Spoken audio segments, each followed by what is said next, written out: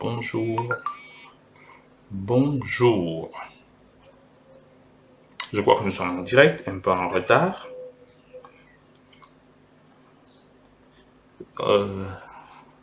La formule a légèrement changé. J'ai essayé de prendre Monsieur Laurent en différé, mais ça n'est pas passé. Et là, j'essaie encore de voir si je peux prendre Laurent en différé. Ce ne sera pas facile. Et on verra s'il y a moyen de le prendre. Bonsoir, bonsoir tout le monde. Bonsoir, bonsoir tout le monde. Bonsoir tout le monde. On a des petits problèmes techniques. Laurent et moi. C'est très difficile de le prendre en différé. J'essaie de voir si c'est possible une dernière fois. Avant d'attaquer le corps du problème. Voilà. Voilà, bonsoir tout le monde. Bonsoir tout le monde. Bonsoir, bonsoir tout le monde. Merci d'être là et de commencer à venir. Excusez un instant, j'arrive pas à prendre Laurent en direct. Et on a eu des petits soucis techniques. Vous savez que Laurent Beyene était normalement supposé être mon invité pour commenter la partie éditoriale de ce direct. Alors, il y a des petits soucis, c'est pas facile de le prendre en direct. En fait, il n'a pas pu mettre à jour son logiciel. Et parce qu'il n'a pas pu mettre à jour son logiciel, il est très difficile de le prendre en direct là. J'ai essayé de le prendre via Messenger, mais ça ne passe pas non plus. Voilà, donc patientez quelques instants. Pendant ce temps, on peut partager. Pendant ce temps, on peut pas. En attendant, partageons tous. Moi aussi, je vais partager. Parce que l'émission de ce soir est intéressante à plus d'un titre. Donc, elle vaut vraiment la peine, surtout la deuxième partie qui consistera à l'analyse de la guerre Covid-19 et les conséquences de cette guerre. On va essayer de traiter les conséquences de cette guerre du point de vue diplomatique, du point de vue économico-financier, du point de vue de la politique intérieure du Cameroun, du point de vue géofinancier, sur l'affrontement sino-américain, du leadership mondial, du point de vue géostratégique, du point de vue culturel aussi. Voilà. Donc, c'est quand même un programme assez intéressant. Ça va nous changer un peu des directs tarte à la crème, où on entend les mêmes choses, les mêmes redites, quoi. Voilà. Donc, j'essaye encore une fois de voir si je peux prendre Laurent. Pendant ce temps, veuillez partager, s'il vous plaît. Voilà. Parce que Laurent Beyene, que vous connaissez tous, est supposé être en direct avec moi pour commenter. J'essaie de voir si je peux le prendre. Partagez s'il vous plaît. Veuillez partager. Partagez s'il vous plaît. Bonsoir Gisèle. Merci d'être là. Je suis désolé du retard. Je m'excuse vraiment par rapport au retard. Bonsoir Michelina Camerouès. J'essaie de voir si je peux le prendre.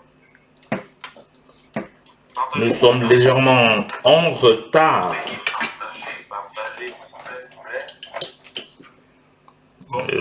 Bonsoir Coco Mitouba. Bonsoir Laurent Francis Grand-Duché. Bonsoir Valérie. Nous avons un très beau programme ce soir qui va intéresser un peu tout le monde.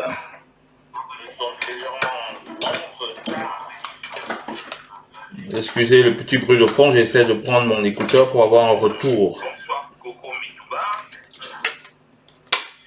Bonsoir Laurent Francis Grand-Duché. Bonsoir Valérie. Nous avons...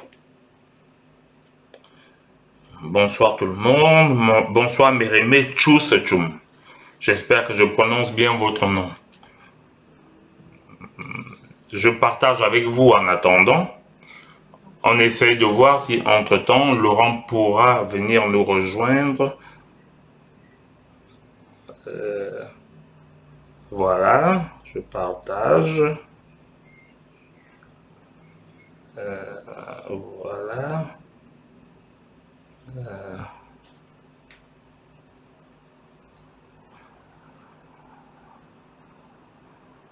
Bonsoir tout le monde, partagez s'il vous plaît.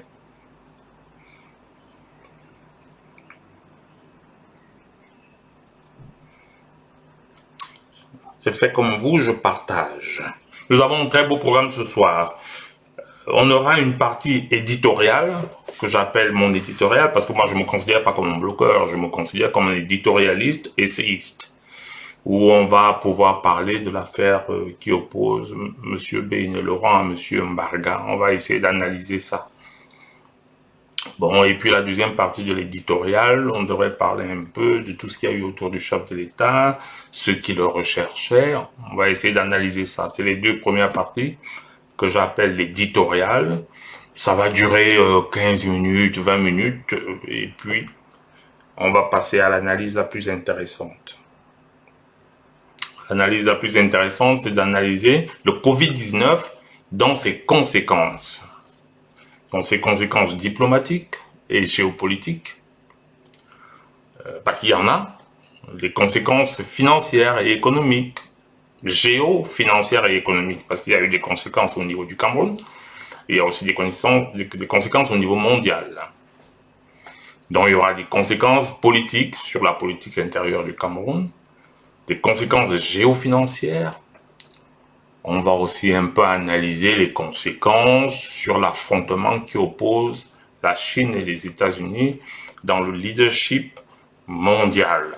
C'est-à-dire qu'en fait, nous avons aujourd'hui la Chine qui est la deuxième puissance économique et les États-Unis essaient de pouvoir rester première puissance. Et on verra comment elle s'y prend et comment elle va profiter de cette crise. Parce qu'il n'est pas seulement une crise, mais une véritable guerre.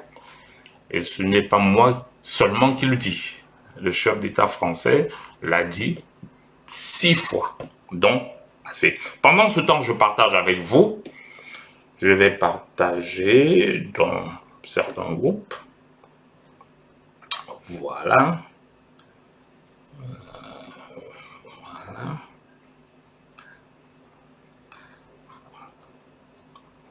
J'attends toujours de voir si Laurent pourra m'appeler via Skype. Il m'a dit qu'il n'a pas retrouvé ses mots de passe. Et c'est pas facile de... C'est pas facile... C'est pas facile de savoir s'il pourra m'appeler via Skype pour que je puisse le prendre en duplex. Entre-temps, partageons tous avant le début du direct. On a quelques minutes de retard. Normalement, on aurait dû commencer à 20h45, 21h.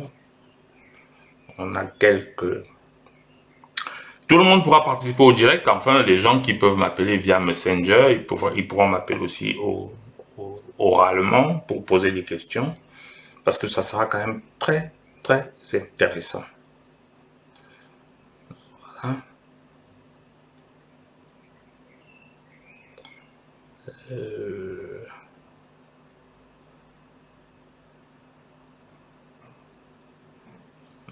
Voilà, je partage avec vous. Vous avez remarqué que le format de l'émission a légèrement changé pour une raison toute simple. On essayait d'avoir Laurent Et c'était très difficile d'avoir Laurent parce qu'il n'a pas retrouvé ses clés Skype. Il est donc difficile de le prendre. Entre-temps, s'il parvient à trouver ses clés Skype, on va commencer. Vous savez que moi, je ne suis pas toujours... bonjour Denis Yazid. Bonjour Marie-Henriette Borel. Bonjour Nga Julienne. Une fidèle. Bonjour Bill Armando. Bonjour Angèle Ndouga. Bonjour Patrick Manga. Ravi de vous revoir. Voilà. Ça fait plaisir de vous revoir. Je ne suis pas très regardant sur... je ne donne jamais les conditions avant de commencer un direct. Bon, les autres peuvent prendre le direct en cours. Bonjour, bonjour Mimi, bonjour ma sœur Mireille. Ça fait plaisir de te revoir. Ça fait un petit temps. Bonjour Nana de Cola. Bonjour Alino Armando Niemek. Bonjour Thierry Abene, je sais pas si j'ai bien prononcé. Nous avons un très beau programme aujourd'hui. On a un petit éditorial comme je l'ai annoncé. L'éditorial va consister à regarder un peu le gros problème qui se pose entre Laurent Béné et Narcisse Mbarga. Donc j'ai essayé de les avoir. Laurent comme Narcisse. Yeah, really long time, sister. Je réponds à Mireille qui me dit really long time. Bonjour Armando. Bonjour à tout le monde. Vous avez remarqué d'ailleurs que j'ai été absent pendant quelques temps. Donc ça n'a pas vraiment été un secret de polichinelle. J'étais un peu malade, donc j'ai dû me reposer et puis me mettre en convalescence. Et là, je vous reviens en force. Je vous reviens en force. Mettez les cœurs, ça fait toujours plaisir d'avoir les cœurs. Même si nous sommes sur Web TV et que les têtes de mort ne coupent pas vraiment un direct sur Web TV, ça fait toujours plaisir d'avoir les cœurs. Partageons. Parce que ça va être très intéressant. Ça va être très intéressant. Bonjour Evelyne Wenan. Ravi de vous voir, ravi que vous soyez là.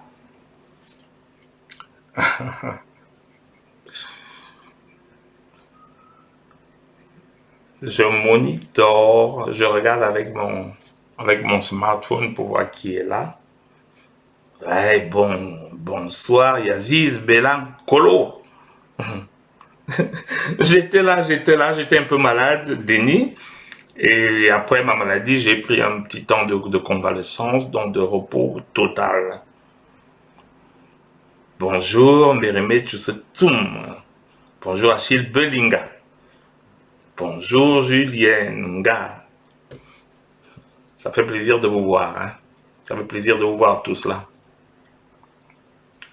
Donc la première partie de l'émission, comme je disais, va concerner l'affaire qui oppose Laurent Béné et Narcisse Mbarga. La grosse difficulté de cette affaire-là, on ne va pas analyser le fond. Comme j'avais dit à Laurent, j'ai aussi essayé d'avoir Narcisse Mbarga. Narcisse Mbarga m'a dit que lui, il n'était pas vraiment dans l'esprit de coopérer, de discuter. J'ai essayé de leur faire comprendre tous les deux que derrière cette histoire, il risque d'avoir un schisme. Bonjour à Bougou Marie. Bonsoir. Il risque d'avoir un schisme. Le véritable problème, ce n'est pas ce qui les oppose dans le fond. Le véritable problème, c'est qu'on va assister à quelque chose qu'on connaît déjà chez les Bétis, chez les Écans.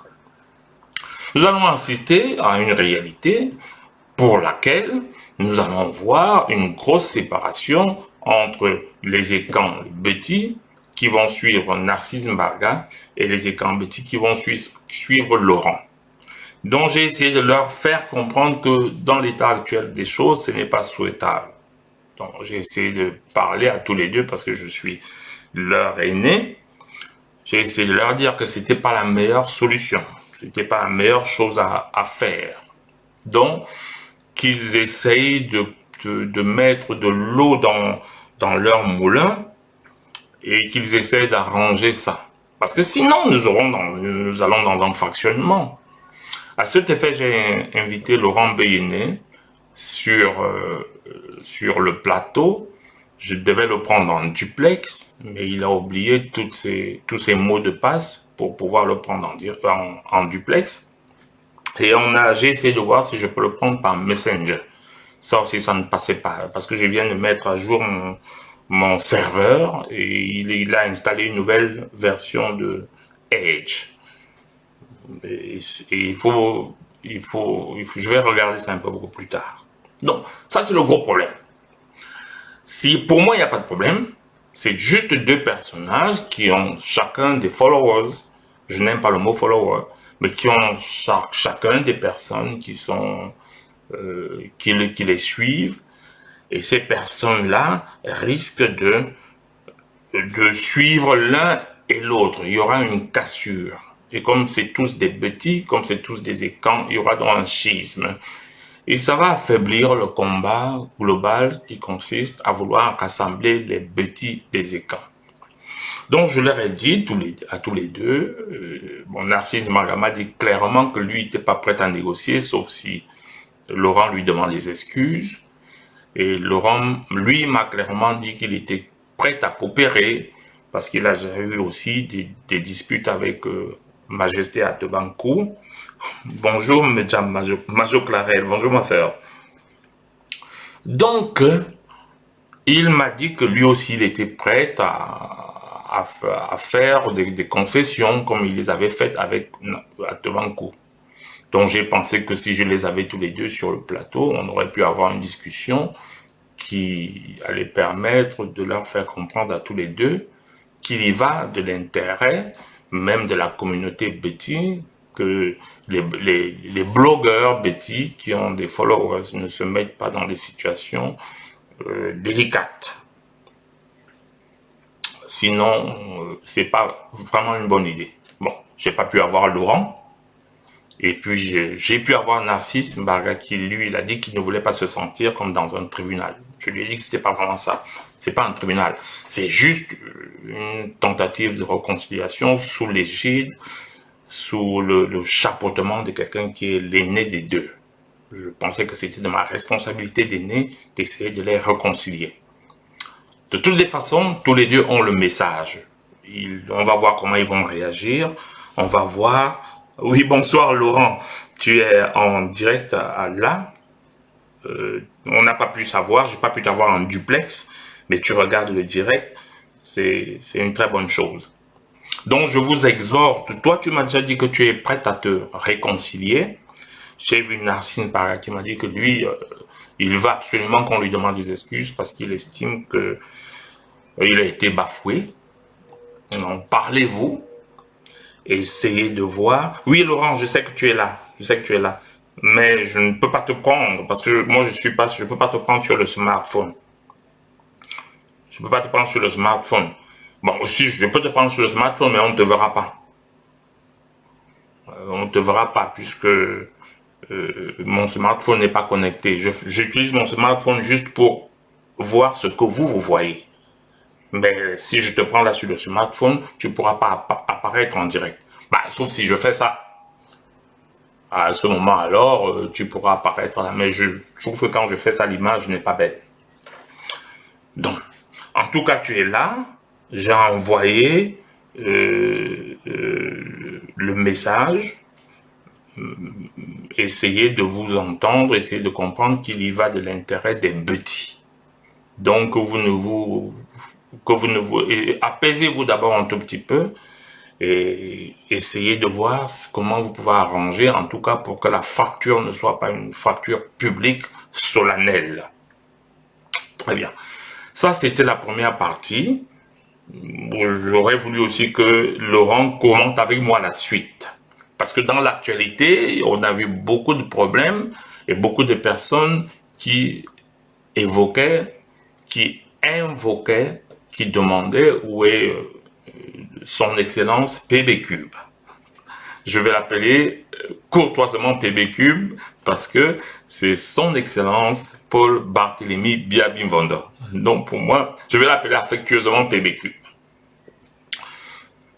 On a vu beaucoup de directs où les gens disaient où était-il. Les premiers directs étaient faits par des gens qui disaient qu'il était décédé.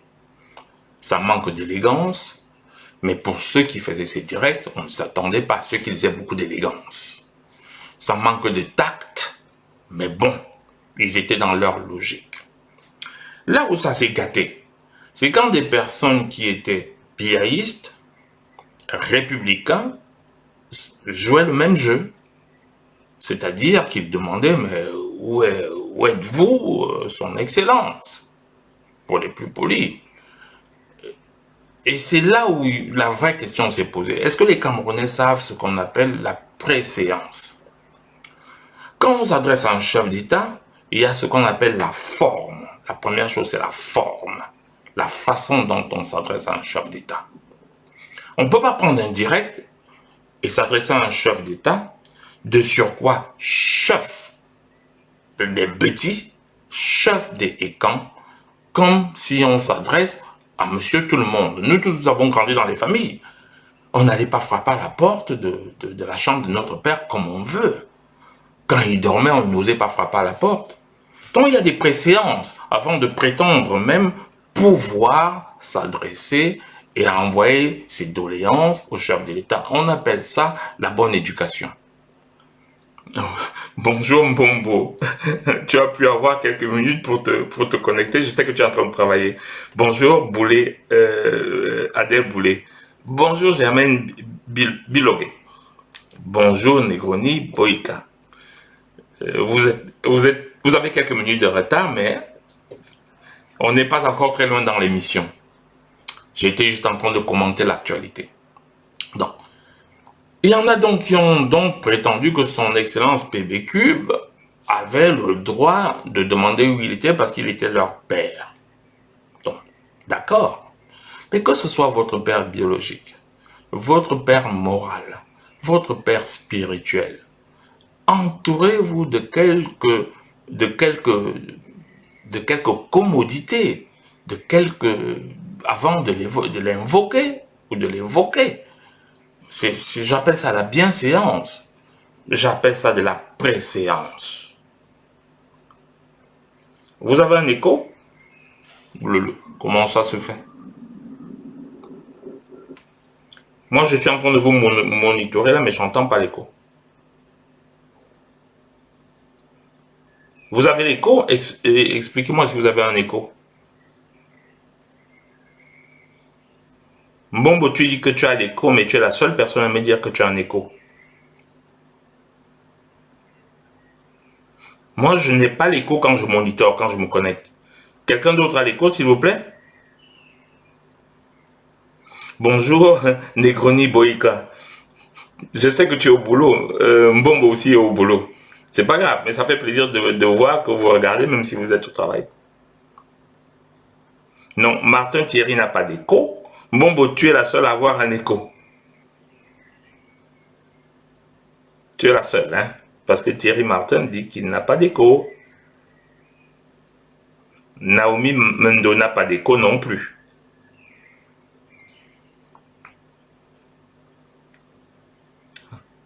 Faites encore un petit tour de partage tant que nous y sommes. Marie-Henriette Borel n'a pas d'écho non plus.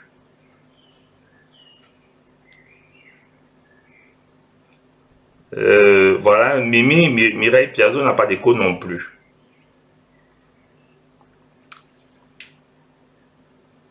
Voilà. Très bien. Je crois que Mbombo a réglé son problème d'écho. Donc voilà.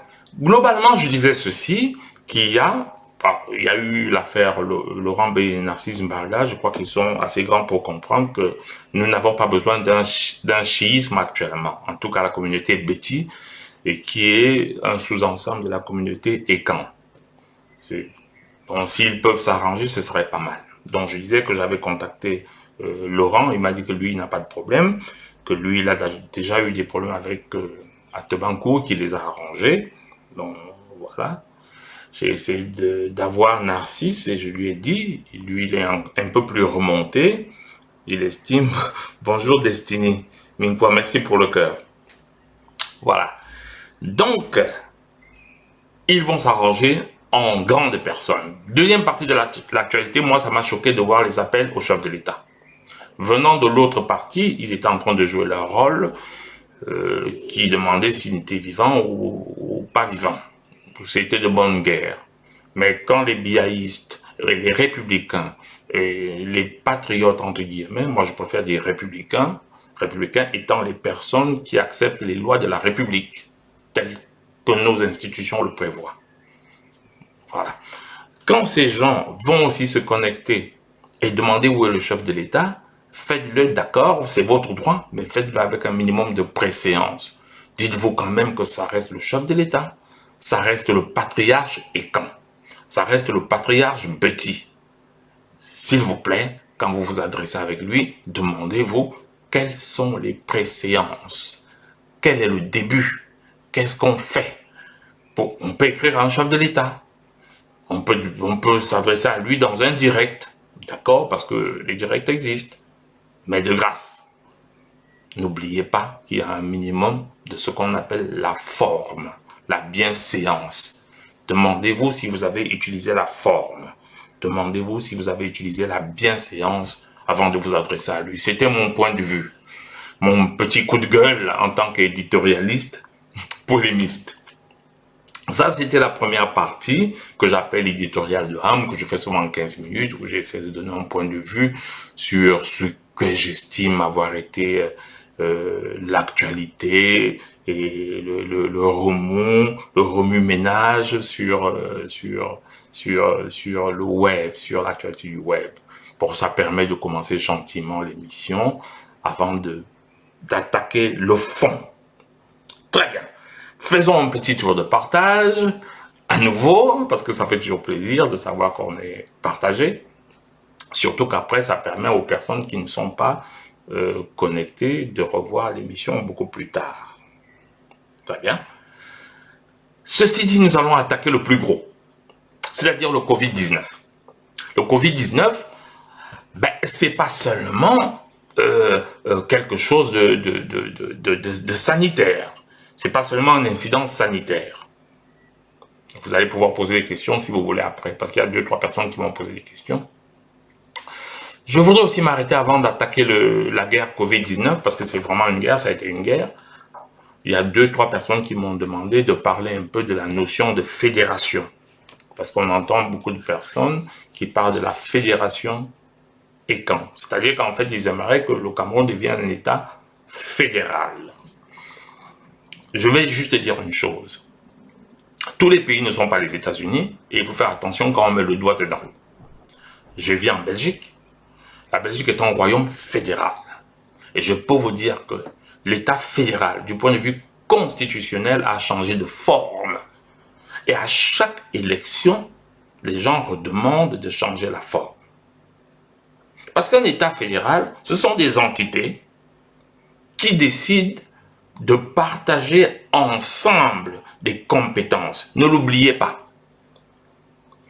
Exemple, on peut estimer, je n'avais pas prévu, mais 2-3 personnes m'ont appelé pour me dire si tu pouvais nous expliquer ça. Parce qu'on ne comprend pas très bien la décentralisation, le fédéralisme, pourquoi.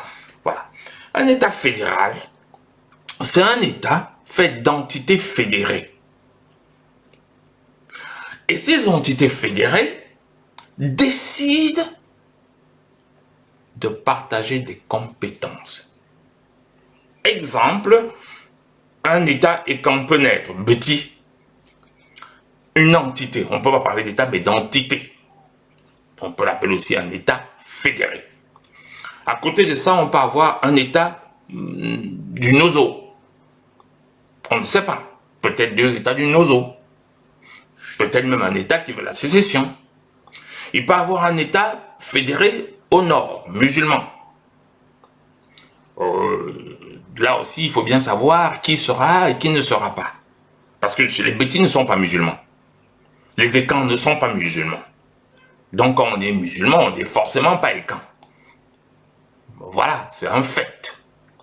Et il y aura donc les musulmans qui sont du sud qui vont se rallier aux musulmans du nord pour faire un État musulman ou une entité. Et ces entités vont se mettre ensemble pour créer un État fédéral. Très bien. Qu'est-ce qui va lier cet État fédéral? C'est les compétences qu'ils partagent. Ils peuvent dire, d'accord, nous partageons l'armée. Nous aurons la même armée, mais pour le reste, chacun fait comme il veut. Il va donc se poser des problèmes. Quelles sont les proportions d'argent qu'on met pour l'armée? Chacun met combien? À quel prorata? Et les institutions seront abritées où? Sur quel territoire? Chez qui? Alors, de gros débats vont commencer. D'abord, il faut être d'accord. Parce qu'il se pourrait que les bêtises se disent, nous, on ne veut pas partager l'armée. Hein. Non, on ne veut pas. Parce que nous, on estime qu'on peut se défendre nous-mêmes. Il se fait que les nordistes se disent, oui, nous, on veut l'armée quand même, parce que Boko Haram a fait des ravages au nord, et on a quand même besoin qu'on ait une force commune. Là, les négociations commencent, parce que personne ne peut obliger une entité fédérée à partager les compétences avec l'État fédéral. Ce sera la partie de la négociation. C'est important de savoir ça. Donc, la notion d'État fédéral, c'est un machin très complexe. C'est pas aussi simple que vous pensez. Les entités doivent se constituer. Quand elles sont déjà constituées, elles se disent, mais pourquoi nous nous fédérons? Et un État fédéral, dans l'histoire, ça ne s'est jamais vu au départ d'une entité unie. Un État fédéral, c'est toujours des États indépendants qui se fédèrent, qui fédèrent. J'ai fait une vilaine tautologie, se fédérer. Donc, 2 États, 3 États qui se disent, tiens bien, dans ça, mettons-nous ensemble pour partager telle compétence. On n'est pas obligé de le faire dans le cadre d'un État fédéral. Regardez l'Union européenne. L'Union européenne, c'est des entités qui sont des États-nations qui se sont mis ensemble, des États, pour partager certaines compétences. Par exemple, ils partagent les compétences monétaires. Et pour pouvoir partager la compétence monétaire, qu'est-ce qu'ils ont fait? Les États-nations en Europe, ils ont mis ensemble un ensemble de lois, un ensemble de textes qu'ils doivent respecter. C'est très très important ce que je vais vous dire, parce qu'après nous allons parler de Covid-19. Et n'oubliez pas que la BCE, la Banque Centrale Européenne, a décidé de mettre plus de 150 milliards d'euros pour sauver les pays d'Europe et pour résorber la crise. Elle a décidé de les mettre, nous allons analyser après, quand nous allons analyser cette guerre du Covid-19, quelles sont les conséquences au niveau européen, quelles sont les conséquences au niveau mondial. Ça, c'est une parenthèse. On revient, nous allons aborder ça beaucoup plus tard, parce que vous allez vous rendre compte que ça va impacter nos vies. Très bien. Je reviens au début. C'est quoi donc un État fédéral? C'est en général des États indépendants qui se disent nous devons partager des compétences. Mais déjà, il faut que ces États soient d'accord de partager ces compétences. Donc, c'est les négociations. Quand ils sont déjà d'accord de partager ces compétences, il faudra encore voir à quel prorata. Et ce n'est pas un exercice facile. Vous allez le faire pour les forces armées. Vous allez le faire pour l'éducation, l'enseignement supérieur, ou pas. Vous allez le faire pour les finances, vous allez le faire pour l'économie, vous allez le faire pour la justice. Est-ce qu'on a la même justice? Est-ce qu'on partage la même justice? Est-ce qu'on partage le même système financier? Est-ce que, pénitentiaire? Est-ce qu'on partage la même diplomatie? Tous ces pans de la société, vous allez devoir les mettre sur la table et discuter de savoir d'abord qu'est-ce que vous partagez et comment vous le partagez. Croyez-moi, c'est des négociations à ne plus en finir. Ça, c'est la première chose que je vais dire. La deuxième chose que je vais dire, c'est comment je vis justement en Belgique. Et la Belgique a ceci de spécifique, c'est que c'est un royaume fédéral. Et à chaque élection, d'ailleurs actuellement nous n'avons pas de gouvernement. Avant les élections, il n'y avait pas de gouvernement. Et après les élections, on n'a pas pu former un gouvernement. Parce que les entités fédérées ne s'entendent pas. À chaque élection, ils demandent le changement des modalités et des lois qui régissent la fédération. Par exemple, les Flamands vont dire, écoute, nous on paye beaucoup dans ce truc-là. Avant, ils ne le disaient pas, parce que la région riche était la région francophone dite wallonne. Et à ce moment, ils ne le disaient pas. Maintenant qu'ils ont pris de l'envol, ils ont prospéré, ils estiment qu'ils payent déjà trop et ils mettent le problème sur la table. Eh bien, vous êtes obligé de débattre. Alors, qu'est-ce qui va se passer au Cameroun? Dès qu'on a décidé des compétences, dès qu'on a décidé de la répartition, comme ces États évoluent, vous êtes à peu près sûr que 7 ans après, à chaque élection, va toujours se reposer le problème. Ah ben oui, on a le cas en Belgique. Vous allez me dire, le problème ne se pose pas aux États-Unis. Et je vous dirais d'accord. Les États-Unis ont ceci, c'est qu'ils ont une constitution qui ne veut même pas qu'on remette en question la forme de l'État. Très bien.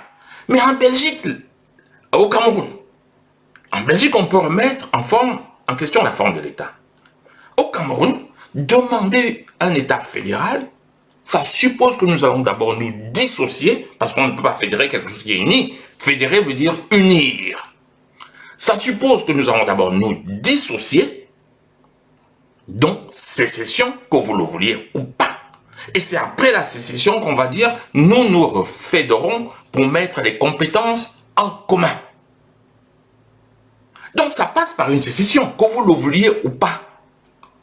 Vous ne pouvez pas fédérer quelque chose qui est uni. Vous ne pouvez pas dire, écoutez, moi, mon orange est l'entière, mais je vais l'unir. Pour unir l'orange, il faut d'abord la diviser. Et vous allez dire, bon, je reprends les deux morceaux, je colle. Vous ne pouvez pas fédérer quelque chose qui est uni. Pour fédérer, il faut d'abord séparer, désunir. Et créer alors les lois qui régissent les compétences fédérales. Je regarde un peu s'il y a des questions. Merci beaucoup, Eric, d'apprécier. Voilà, très très bien. Donc, ceux qui parlent de fédération, moi je vous dis que nous rentrons dans un monde complexe. Je ne dis pas que c'est mauvais, mais je dis qu'il faut attention, nous irons dans un monde complexe, très complexe du point de vue juridique. En Belgique aujourd'hui, 1 an avant les élections, il n'y avait pas de gouvernement fédéral. 1 an après les élections, il n'y a pas de gouvernement fédéral, parce que les gens ne s'entendent pas. Aux États-Unis, la constitution est telle que tu ne peux pas remettre la forme de l'État en question. Ouais, mais le problème, c'est que pour passer à la fédération, au Cameroun fédéral, nous sommes obligés de remettre en question la forme de l'État. Alors, soit on dit on ne remet pas en question la forme de l'État, auquel cas on ne peut pas être un État. On ne peut pas passer d'État uni à entité fédérée. Soit alors on remet en question, et rien n'empêche que 7 ans après, on remette en question la forme de l'État. Donc c'est ça la difficulté. Mais le principe est là, il est clair quand même que nous avons atteint, et on voit les tensions tribales qui sont très grandes, et que tout le monde se dit, ben, si les tensions tribales sont grandes, c'est peut-être pas mal qu'on se sépare un peu pour qu'on gère des compétences. Mais lesquelles? Vous vous souvenez d'ailleurs que quand John Gufoncha propose la fédération à Ijo va lui dire, d'accord sur le mot fédération, mais il faudrait qu'on s'entende sur le contenu. Parce que fédération, en lui seul, ne veut rien dire. Fédération n'a un sens que quand on y met du contenu. Et après, on a bricolé une première fédération au Cameroun, et puis on est passé à l'état unitaire. Les gens disent qu'en fait, dissocions-nous de nouveau et repassons à une fédération. Ça, c'est une partie que je voulais expliquer, parce qu'il y a 2-3 personnes qui m'ont interpellé dessus, qui m'ont dit, mais attends, c'est quoi ton point de vue par rapport à cette fédération, la possibilité de fédérer le Cameroun? On ne peut pas le fédérer pour l'instant. Pour l'instant, c'est un truc uni. C'est un peu comme si vous dites que vous voulez coller les pièces de quelque chose qui n'est pas cassé.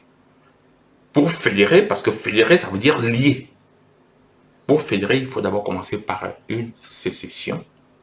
Et puis, après les pays en sécession les entités en sécession décident alors de se remettre, de se fédérer et décident du contenu de la fédération. Donc c'est globalement ça. Moi je pense que il faut mener la réflexion de ce côté et que c'est une réalité très très complexe. Ça c'était quelque chose que j'avais pas prévu dans mon développement. Et 2-3 personnes m'ont appelé pour me dire, on parle beaucoup de ça dans l'actualité, est-ce que tu peux en parler? Donc j'ai décidé d'en parler un tout petit peu dans mon éditorial. Je voulais pas en parler pour trop longtemps. Malheureusement, c'est un sujet complexe. On va devoir passer alors très très vite. Faites juste un petit tour de partage, ce sera très très sympathique. On va devoir passer très très vite au Covid-19. Ce virus qui a mis le monde entier à genoux dans un état de guerre, dans un état d'alerte, où tout le monde a été obligé de se terrer chez lui, un peu comme en pleine guerre, quand on a peur de recevoir les bombes de l'ennemi. Ça, c'est la partie la plus passionnante. Et à ce moment, on va parler de toutes les conséquences de cette guerre-là. Parce qu'en fait, le Covid-19 était vraiment une guerre. Le Covid-19 était vraiment, vraiment une guerre. Donc, faites un petit tour de partage, s'il vous plaît. Comme ça, on va traiter du gros. Pourquoi j'estime que cette partie est le gros? Je peux faire comme vous d'ailleurs. Je peux faire comme vous.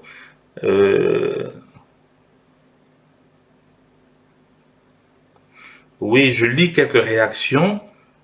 Excusez-moi, je ne pouvais pas regarder les réactions au même moment, mais il y a des réactions très très intéressantes ici.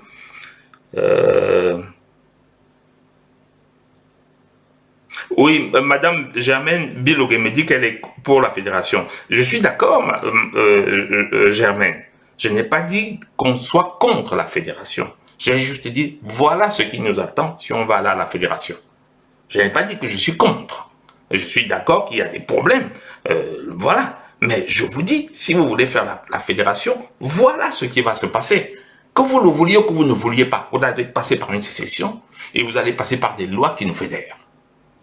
Parce que vous devez d'abord déterminer quelles sont les entités qui se fédèrent. Donc on va passer par la sécession. Mais ce ne sera pas une sécession définitive. Et après on va donc s'asseoir sur une table pour dire, ben tiens, nous nous fédérons sur base de quoi? Ah bah oui, bon, c'est très très compliqué. Hein? C'est très très compliqué cette histoire de fédération. Donc, je n'ai pas dit que je suis contre. J'ai dit juste que c'est complexe. Mais j'avoue qu'au point où nous en sommes, quand on voit les tensions tribales, chacun a envie de faire un repli identitaire. C'est vrai. Et que la fédération serait, l'État fédéral avec des entités fédérées serait une solution au problème. Personne ne dit non. Mais j'ai peur que la solution fasse, que le remède fasse beaucoup plus de mal qu'il ne guérisse vraiment. C'est-à-dire qu'on se retrouve dans un état où chaque année, à chaque élection présidentielle, les gens demandent de nouvelles lois, de changement de la Constitution, et un nouvel État fédéral et de nouvelles modalités. Parce que si aujourd'hui on change la Constitution, parce qu'on veut une nouvelle forme de l'État, mais vous pensez que quoi? Dans 7 ans, quand vous allez passer aux élections, vous aurez toujours des gens qui diront « moi je ne suis pas d'accord ».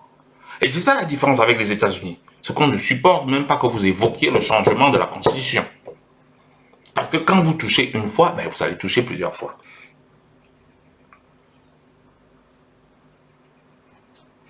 Voilà. Je vois quelques réactions. J'essaie de répondre à vos réactions. Hein.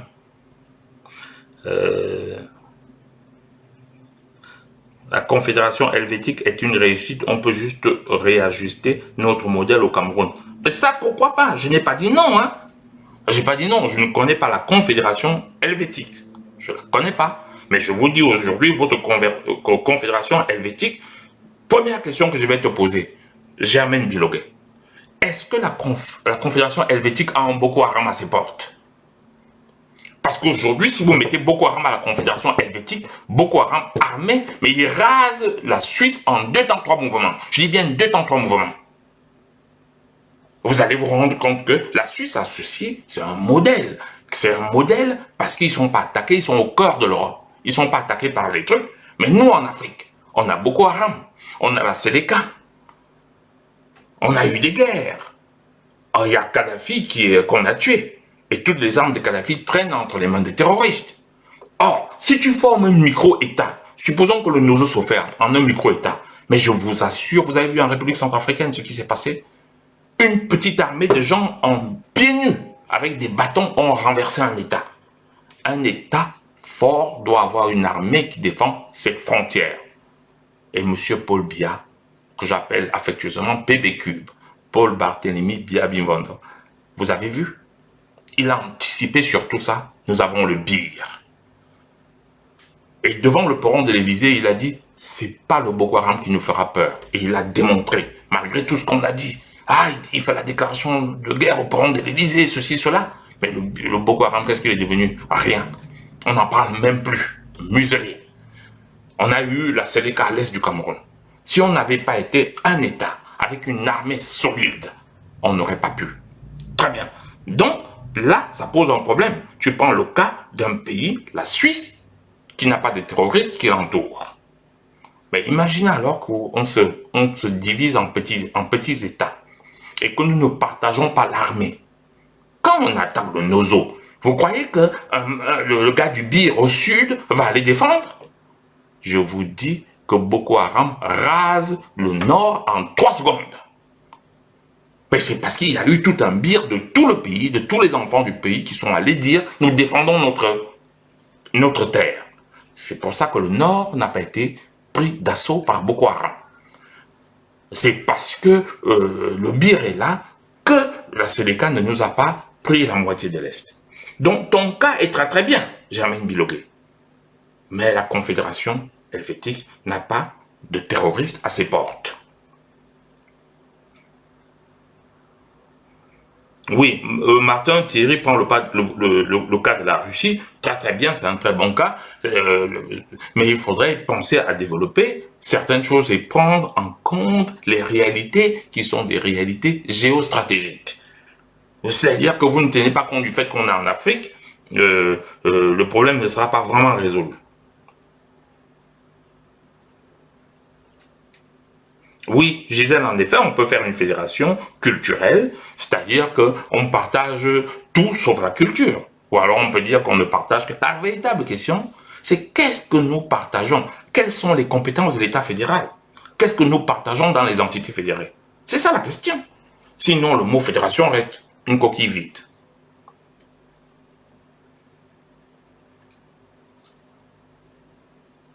Mais tu as raison, Jean G. Gégan. Il y a ce problème, mais ce problème peut être résolu par la décentralisation. On peut créer les lois décentralisées qui résolvent le problème des terres. Ça, pas besoin de fédération pour. Mais je dis que j'ai rien contre la fédération. Jisou Abomo, tu poses une question, c'est ça que j'ai essayé d'analyser. Quels sont les avantages et les inconvénients d'une fédération?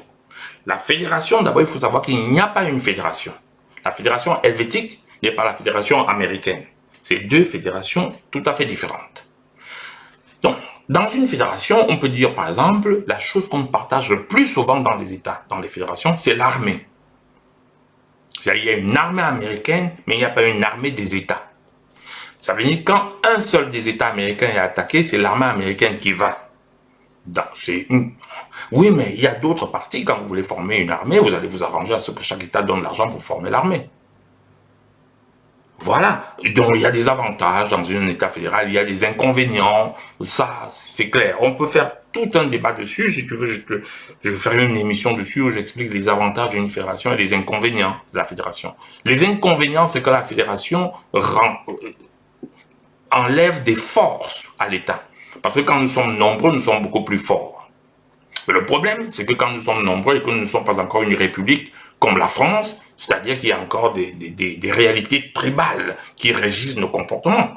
Enfin, nous ne nous leurrons pas. Nous fonctionnons encore en meute. Nous ne fonctionnons pas en être humain. Vous savez, les ch'tis du nord de la France ne sont pas des mêmes souches tribales que les Alsaciens.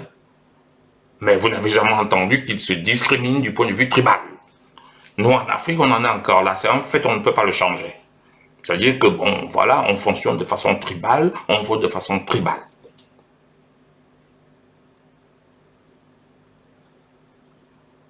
Je suis d'accord avec toi. Tu dis, Germaine, ma petite contribution, ma petite conscience, je te dis, on doit mettre en place un vrai modèle d'État-nation et ensuite passer à la fédération. C'est ça que j'ai dit. Ça veut dire qu'on doit s'asseoir, négocier.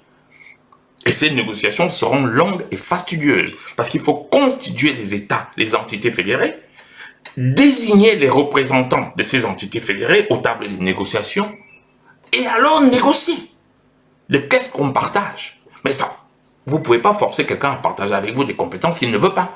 Vous ne pouvez pas, par exemple, vous lever et dire au Sud, écoutez, nous, on veut partager l'armée. Les gars du Sud vont dire, ben non, on ne veut pas partager l'armée, hein. Nous autres, débattez-vous. Nous, on a notre armée, vous avez votre armée. Donc, chacun va essayer de se demander quel est son avantage dans la fédération. S'il n'y trouve pas d'avantage, il va partir. Donc, qu'est-ce qui va se passer? C'est que l'État fédéral ne sera fait que davantage de réalités dans lesquelles chacun retrouve son avantage. Donc, c'est la difficulté. Oui, je suis d'accord avec toi, Jean Gégan. Tu dis que vivre ensemble n'a profité qu'au Bamileke, il faut la fédération. Je suis d'accord avec toi. Mais est-ce qu'on ne peut pas corriger sans la complication d'une fédération? C'est une question que je pose.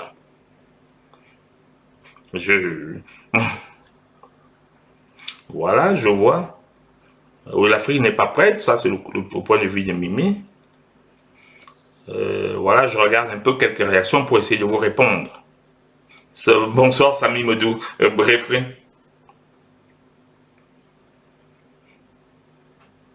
Oui, et Thierry Martin a raison. Hein. Nous avons été un État fédéral avant et ça n'a pas marché. Nous sommes passés à un État uni. Et vous nous demandez de retourner à ce qui n'a pas marché. Ça, c'est aussi une belle remarque. Moi, j'ai pas mal. Bonjour Locke, bonjour John Locke. Bonjour Clara Rowell, ça fait longtemps, qu'est-ce que tu deviens? Bonjour douceur d'épine. Une journée de travail avec toi, je viens en machine. Ah, d'accord. Je regarde les réactions pour essayer de répondre. Ce sujet de la fédération m'a été proposé, mais ce n'était pas prévu dans mon programme. Mais beaucoup de gens sont venus me dire, si tu pouvais nous en parler un tout petit peu, si tu pouvais nous donner ton analyse. En fait, il y a des gens qui m'ont demandé une analyse en privé. Je leur ai donné mon analyse et ces personnes m'ont dit, essaie plutôt d'expliquer à tout le monde ton approche. Je ne dis pas que j'ai raison, mais je explique une approche intellectuelle. Ça, c'est vrai, nous ne sommes pas un véritable État-nation, c'est clair. Nous n'avons pas encore digéré les tribus. Oui, vive son excellence, monsieur Paul Barthélemy Biabi Vondor. Aïe, aïe, ça c'est la réaction de Marie-Henriette Borel.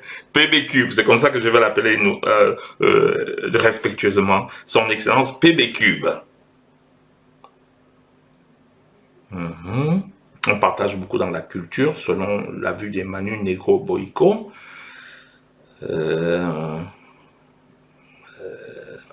Dorothée Fouda, merci pour les applaudissements, Dorothée Fouda.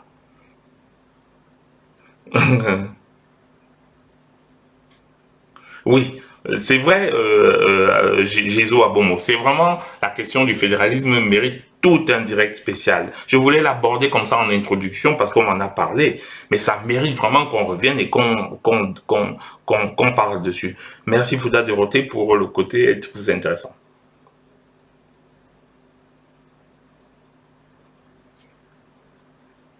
Sylvine Coussé, ça c'est vrai.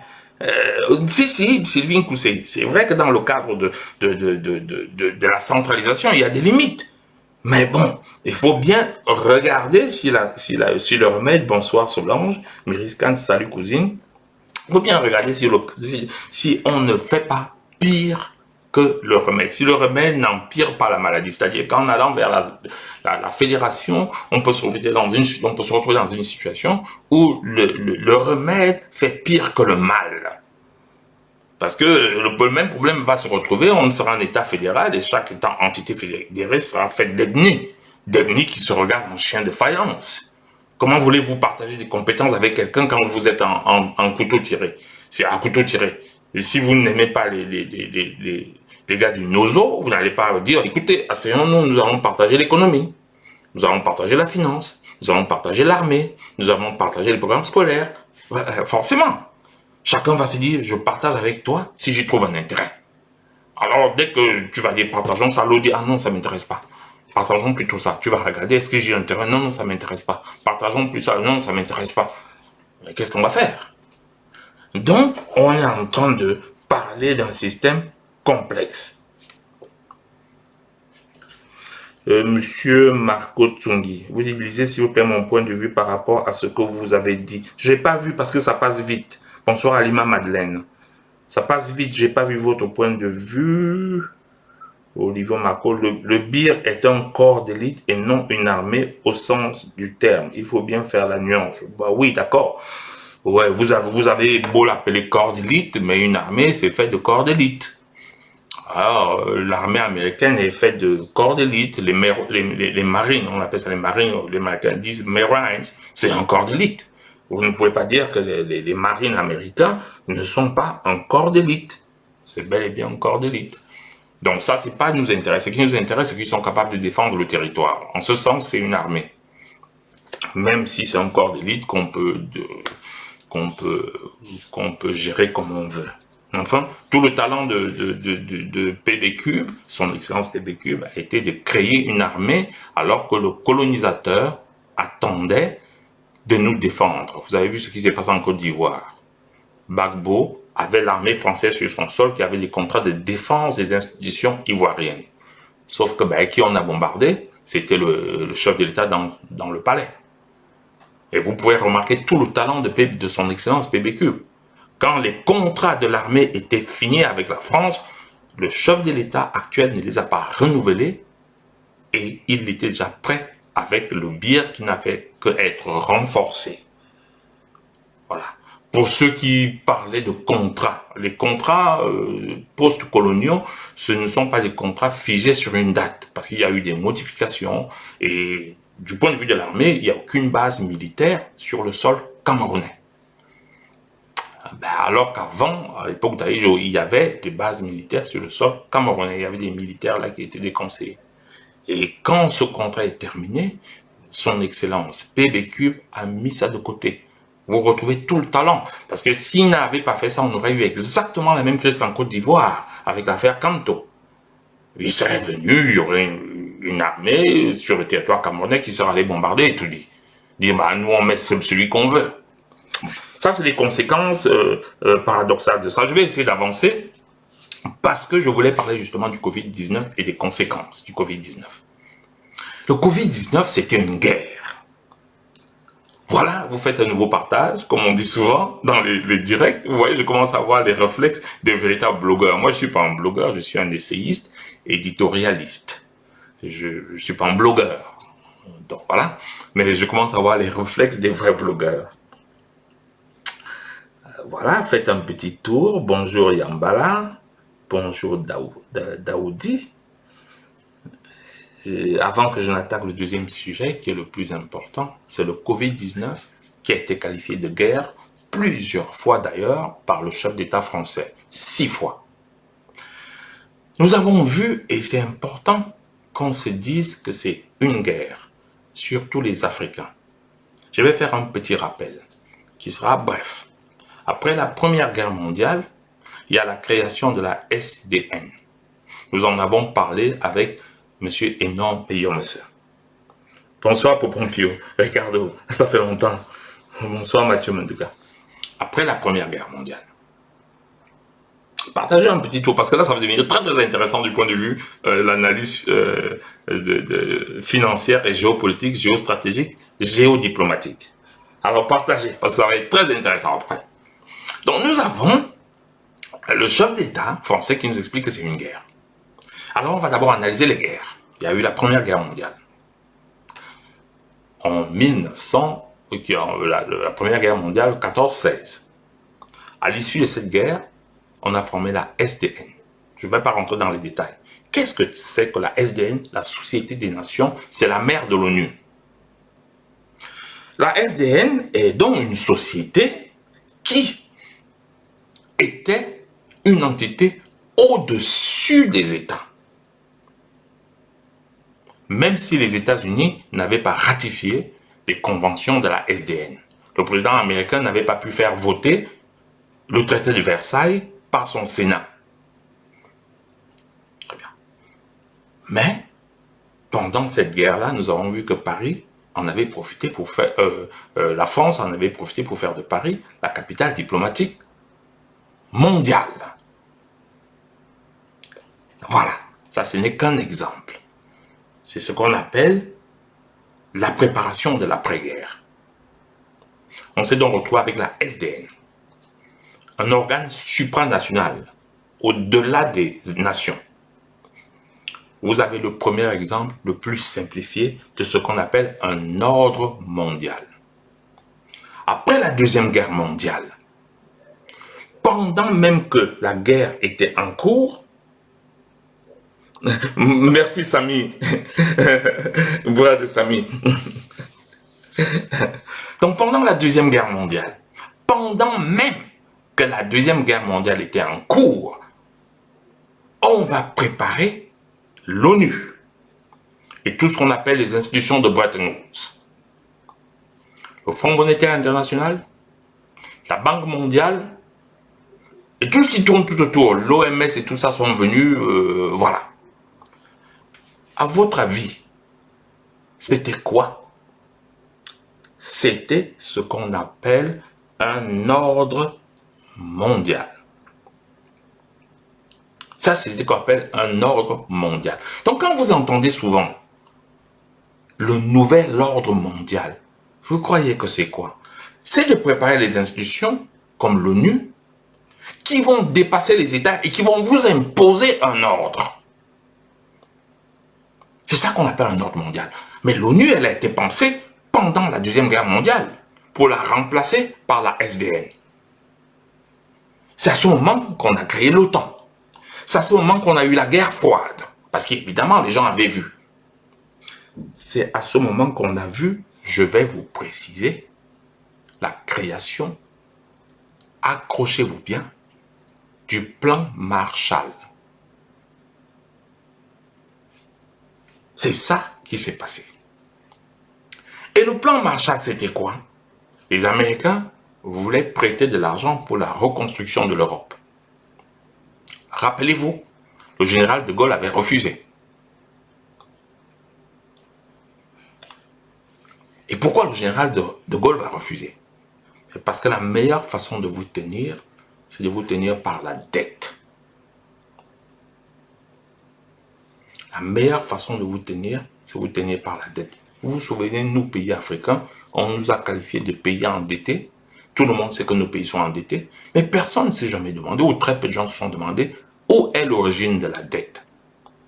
J'avais analysé l'origine de la dette africaine, en tout cas de la dette camerounaise, dans un autre direct. Voilà les enjeux du Covid-19. Préparer un nouvel ordre mondial, exactement comme on l'a fait après la Première Guerre mondiale avec la création de la SDN, exactement comme on l'a fait après la Deuxième Guerre mondiale, après la création de l'ONU, de l'OTAN, du FMI, de la Banque mondiale. Ce sont des instruments impérialistes qui permettent aux impérialistes de dominer le monde et d'y imposer une loi. Il est important de le comprendre. Voilà, c'est très important. Je regarde en même temps vos réactions, parce qu'il y a certaines réactions qui sont souvent très intéressantes. Et Gisèle Frasse, tu dis très bien, l'Afrique n'est pas l'Europe, c'est pourquoi nous n'aurons aucun avantage à copier de façon dont ils sont organisés. C'est donc un danger de penser digérer nos ennemis. En Occident, les personnes se... en Occident, les personnes se réclament d'être de plusieurs en véritable remplacement des populations que les familles de souche n'ont que leurs yeux pour pleurer. Ça, je suis d'accord avec toi. Tout à fait d'accord avec toi. Mais il reste une question qui réside. Comment faisons-nous face à la mondialisation? Les Français, ils ont digéré l'ethnie, ils ont créé un gros État, l'État de la France. Les Américains ont digéré les ethnies, ils ont créé un gros État. C'est pour ça qu'ils sont puissants.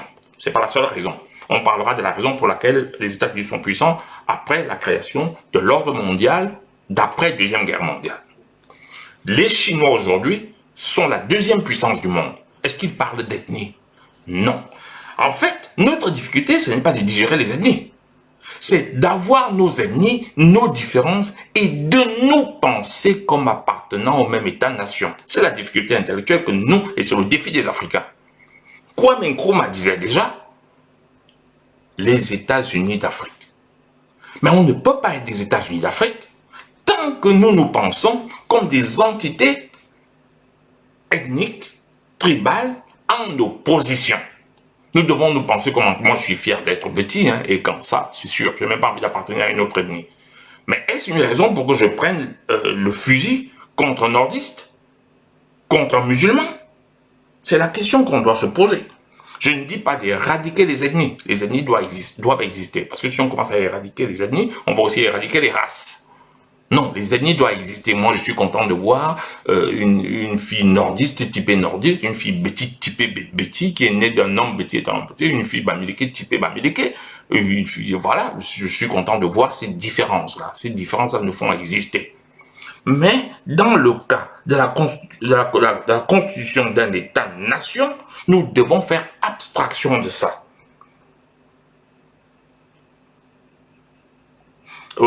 Salut. Je vois pas toutes les questions parce qu'elles vont vite.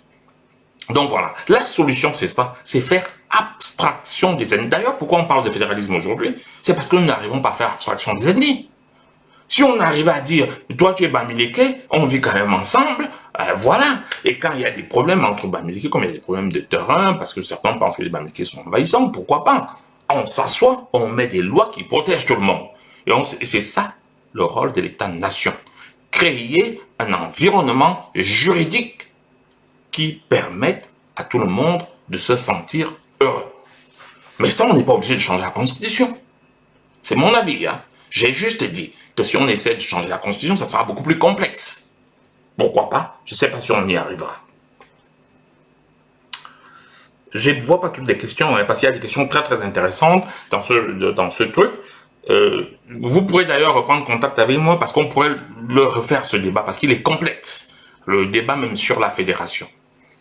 Donc je rentre dans le cœur de ce que c'est que la fédération. Ce n'est plus seulement une incantation, mais c'est une réalité à laquelle on va devoir penser si on va aller de ce côté. Voilà. Donc globalement, c'est ce que je suis en train de dire. Je suis en train de dire globalement que l'État, je ne suis pas contre le fédéralisme, parce qu'on revient dessus, hein. Je ne suis pas contre les ethnies, mais nous devons apprendre à être au-delà des ethnies. C'est-à-dire, je suis Betty, je suis Bantou, je suis fier de l'être. J'ai toute ma culture qui va avec moi. Mais j'accepte que l'autre et moi, nous vivons dans le même État-nation qui a pour rôle de faire l'interface entre nous et la mondialisation. Plus les États sont petits, plus la mondialisation vous écrase. Voilà. Non seulement moi, je suis contre j'aimerais qu'il y ait un État-nation, mais j'aimerais que tous les États-nations d'Afrique se fédèrent. Donc, je ne suis pas contre la fédération. Au contraire, je suis pour la fédération de tous les États d'Afrique. Au modèle américain, de façon à ce que nous puissions compter dans le monde moderne, dans le nouvel ordre mondial. Et ce que j'étais en train de vous expliquer, c'est ça. Après la Première Guerre mondiale, il y a eu la SDN, on nous a mis sous protectorat, même si on ne voulait pas. D'ailleurs, M. Enom Yomese nous a bien parlé de cette histoire et il va revenir, après-demain. Et après la Première Guerre mondiale, on va passer à la Deuxième Guerre mondiale. Il y aura la création de l'ONU, un organe supranational, au-delà des États. Pour preuve, quand on a bombardé Kadhafi, on a demandé aux Africains. Voilà, il y a eu le FMI, qui permet de vous contrôler financièrement. C'est le seul rôle du FMI. Le FMI n'a jamais sauvé un pays nulle part. Le FMI est là pour vous endetter et vous garder au crochet des impérialistes. La Banque mondiale n'a jamais sauvé un pays nulle part. Nulle part la Banque mondiale n'a sauvé un pays. Voilà, ils sont là, ils vous disent on vous prête de l'argent et puis après, voilà. Et après, ils vous tiennent par la dette. Et chaque fois que vous voulez parler, oh non, non, non, vous nous devez de l'argent. Hein? Oh non, non, vous devez de l'argent. Non, voilà. Et après ça, il y a le bras armé qu'on appelle l'OTAN. Quand vous voulez parler, on fait comme avec Kadhafi, on prend une résolution de l'ONU, du Conseil de sécurité, on envoie l'armée, appelle l'OTAN, bombarder. Et puis on n'en parle plus. C'est bel et bien un nouvel ordre mondial qui a été créé après la Deuxième Guerre mondiale, qui a donné naissance à l'ONU, le FMI, tout ce qu'on appelle les institutions de Bretton Woods. Nous sommes en guerre en Covid-19. Croyez-moi, actuellement, c'est négocié un autre nouvel ordre mondial. Vous avez entendu, ils veulent vous vacciner. Sans votre avis. Et ils veulent vous mettre des puces de façon à pouvoir vous identifier. Qu'est-ce que vous croyez qu'ils sont en train de faire? Ce n'est pas des mecs dans une cathédrale en train de prier ou en train d'évoquer. C'est ça, créer un ordre mondial. Créer un ordre mondial n'est rien d'autre que vous imposer une vision. Donc, dans ces négociations après Covid-19, il y a les Africains? Non. Et vous savez pourquoi il n'y a pas d'Africains? Ben parce qu'on ne compte pas. Parce qu'on ne représente pas un poids. C'est important de savoir que Covid-19, quand Macron parle de guerre, il parle de guerre au sens profond de la chose. C'est vraiment une guerre. Et comme en toute guerre, on prépare l'après-guerre, on prépare un nouvel ordre mondial. Ce sera un nouvel ordre mondial diplomatique. D'ailleurs, vous avez vu ce qui s'est passé. Un affrontement sino-américain du leadership mondial. Les Américains essayant de dire, écoutez, c'est à cause de la Chine qu'il y a eu la crise. Parce que cet État n'a pas été crédible. Les Chinois, ils ont fait quoi? Ils ont commencé à aider les gens dans tous les pays du monde, à aider les gens pour dire, nous sommes crédibles en tant que première puissance du monde. Donc, Covid-19 est un prétexte de la bataille sino-américaine. Ils se battent pour le leadership du monde. C'est exactement comme après la Deuxième Guerre mondiale, les États-Unis ont voulu prendre le leadership du monde. Ils n'ont pas voulu, ils ont pris le leadership du monde.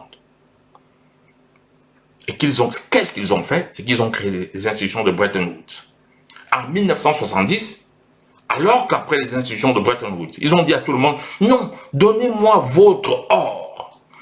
Vous battez votre monnaie sera convertible en dollars. Et le dollar seul sera convertible en or. En 1970-71, Nixon dit, je n'en veux plus.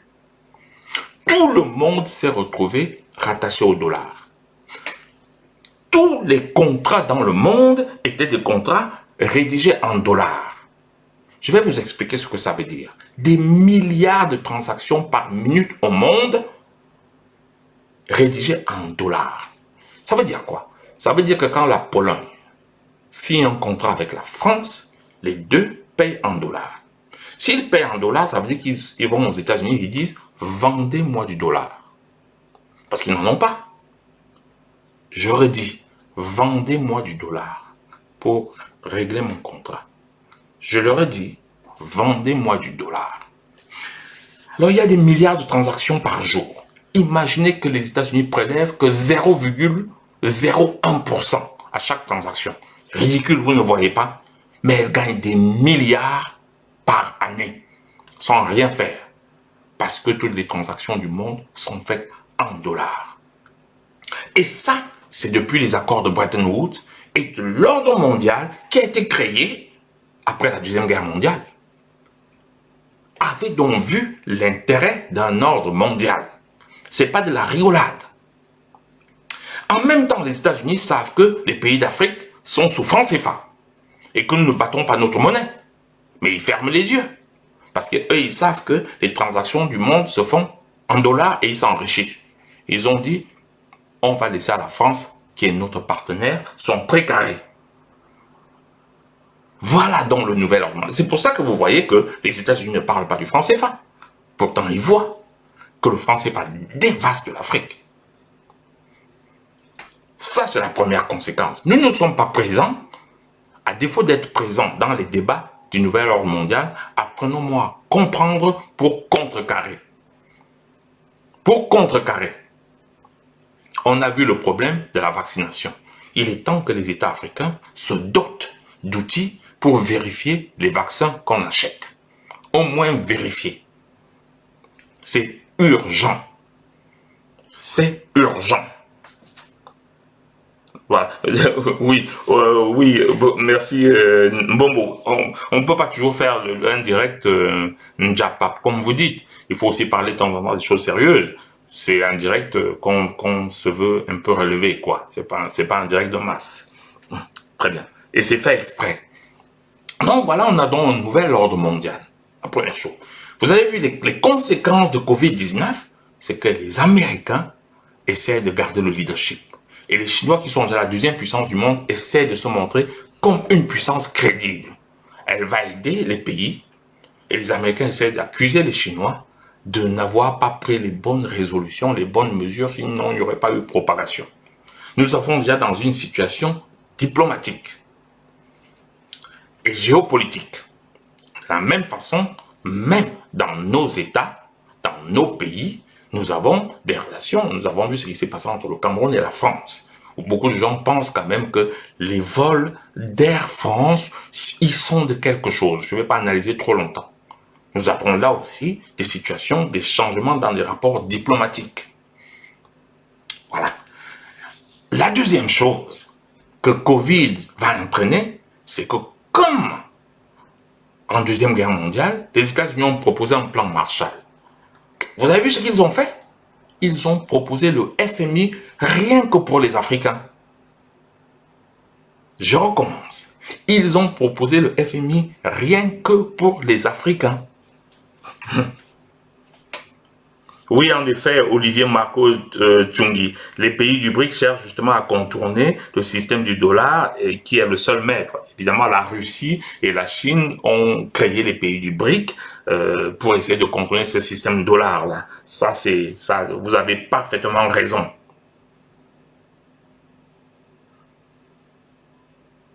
Oui, en effet, Sylvine Coussé, le chef d'État PB-Cube, son excellence PB-Cube, avait demandé justement qu'on élargisse le Conseil de sécurité. C'est ça qu'on appelle intervenir pour changer l'ordre mondial, pour passer à un nouvel ordre mondial, de façon à ce que puisse y avoir des représentants de pays africains. Ouais, mais non, c'est Marie-Henriette Borel, non, ça c'est pas un direct pour Taliban, ça c'est un direct un peu plus relevé que ça. Très bien. Donc, il y a donc cette conséquence-là qui est une conséquence diplomatique. Les rapports entre les pays vont changer. Forcément. Donc, après ça, une nouvelle diplomatie va s'installer. De nouveaux rapports diplomatiques vont s'installer. Toute cette lutte est là en train de se passer sous nos yeux. Et on n'est pas invité à cette table. Et à nous de nous préparer, parce qu'ils ne vont pas nous faire de cadeaux. J'étais donc en train d'expliquer que, vous vous souvenez, après la Deuxième Guerre mondiale, les États-Unis ont proposé le plan Marshall pour reconstruire l'Europe. Vous avez vu, avant même que Covid-19 fasse des ravages en Afrique, ils nous ont annoncé que ça sera une catastrophe. Ils nous ont annoncé que ça sera une catastrophe. Et que ça sera terrible. Avant même qu'ils ne résolvent leurs problèmes, ils disaient déjà qu'ils veulent nous aider. Macron n'avait pas les masques pour la France, mais il voulait aider l'Afrique. Se cache là le besoin de nous tenir par la dette. Ah ben là, son excellence PB-Cube a été monumentale. Monumentale. Qu'est-ce qu'il a fait? Au lieu d'acheter les masques, il a dit on va les faire chez nous au Cameroun. Qu'est-ce qu'il a fait? Au lieu d'acheter les médicaments, cette chloroquine-là qui était capable de soigner, selon certains avis, il a permis ça. Il a même demandé une unité de fabrication locale pour éviter l'endettement. Il a anticipé. On appelle ça avoir du talent. Ah ben alors là, je suis resté bluffé. Vous avez entendu que le Sénégal avait ouvert un fonds qui devait être alimenté, 100 milliards de francs CFA alimentés par le FMI. Son Excellence, PBQ, il a ouvert un fonds. Il a dit non, ça va être alimenté par nous-mêmes. Encore une fois, il veut contourner la dette qu'on essaie de nous imposer par le FMI. Et j'ai entendu, j'ai lu ça et là, certains qui disaient, oui, le Sénégal, il a mis 100 milliards, le Cameroun ne met qu'1 milliard. Et évidemment, vous mettez 100 milliards, mais vous êtes endetté à vie. Nous allons endetter à vie. Donc, la question va être, comment faire pour contourner cette dette? Ils veulent nous endetter alors que la guerre n'est même pas encore terminée. Vous avez donc entendu parler du FMI qui était prêt à prêter l'argent aux Africains. Ben oui. Alors, pourquoi pas? J'ai rien contre. Beaucoup de pays européens ont pris le plan Marshall. Mais il faut vraiment regarder ses comptes et surveiller si on est capable de rembourser la dette. Et puis après, comme on a dit, écoutez, nous sommes endettés, on n'est pas capable de rembourser les dettes. La France est montée au créneau, a commencé à négocier pour que nos dettes soient annulées. Vous êtes encore là dans le positionnement diplomatique mondial de la France. Exactement comme le général de Gaulle a demandé une place aux Nations Unies, au Conseil de sécurité, parce qu'il avait dit qu'il représentait aussi tous les pays d'Afrique qui étaient francophones. Ah ben ça, vous ne le savez pas. Parce que la France, somme toute, l'Allemagne a marché dessus en quelques jours. La France n'existait plus. La France n'existait plus. Ah non, non, le général de Gaulle a dû fuir. Et c'est nous, les anciens combattants, qui sommes allés au front, les Africains. Et puis après, il y a eu les Américains qui sont venus, et puis bon, on ne va pas refaire l'histoire de la Deuxième Guerre mondiale. Ce qui est sûr, c'est que De Gaulle va plaider pour avoir une place au Conseil de sécurité, une voix, en disant que derrière lui se trouvent les voix des pays francophones d'Afrique, de la francophonie. Sauf que quand ils ont décidé d'aller bombarder Kadhafi, ils n'ont pas demandé l'avis des pays francophones d'Afrique. Donc quelqu'un a votre voix, il parle pour vous, mais il ne vous donne pas votre avis. Voilà. Voilà. Donc vous pouvez voir ce qu'ils ont essayé de faire. Là, ils nous ramènent le FMI. Ils n'ont pas encore résolu leurs problèmes, mais ils veulent nous prêter de l'argent. Vous voyez là le piège. Pire encore, qu'est-ce qui s'est passé dans les pays européens? Devant le Covid, ils ont fait des dépenses. Ils ont arrêté l'activité. Mais qu'est-ce qui va se passer? Qui va payer? La BCE, la banque qui émet l'euro, a promis de mettre en jeu 450 milliards. Et vous vous rendez compte de la supercherie. Alors que la BCE achète les dettes des pays européens, eux nous envoient le FMI pour nous endetter. Pour ceux qui ne comprennent pas, en fait, la BCE annule purement et simplement les dettes. Je vous fais simple pour ne pas vous casser la tête. Comment la BCE, la Banque Centrale Européenne, qui émet l'euro, vous pouvez regarder les journaux, achète les dettes des pays européens.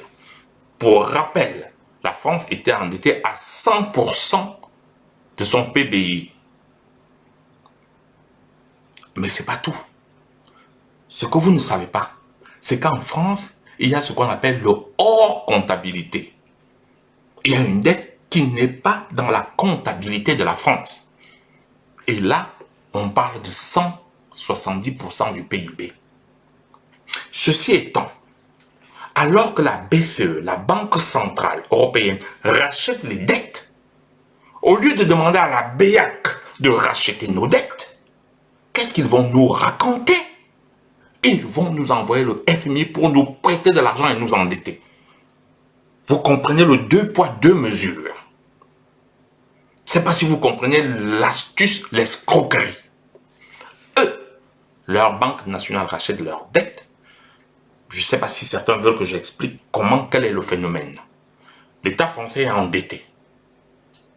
La Banque Centrale Européenne rachète la dette. Ça veut dire que les créanciers de l'État français ne demandent plus l'argent à l'État français, mais à la BCE. Quand la BCE vous doit de l'argent, mais c'est la BCE qui imprime l'euro. Donc pour elle, aucun problème, elle lance les machines, on vous imprime les billets, on vous donne. On appelle ça la planche à billets. Bah oui, on appelle ça aussi la planche à billets. Vous allez me dire qu'il y a un défaut à la planche à billets, c'est qu'il y aura un problème d'inflation. Ça, après, ils vont voir, ils vont gérer ça.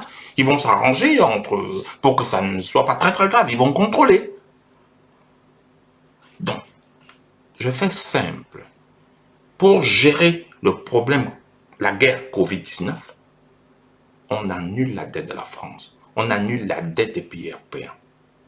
Parce que l'opération de la Banque centrale, qui consiste à acheter les dettes, n'est rien d'autre que l'annulation des dettes.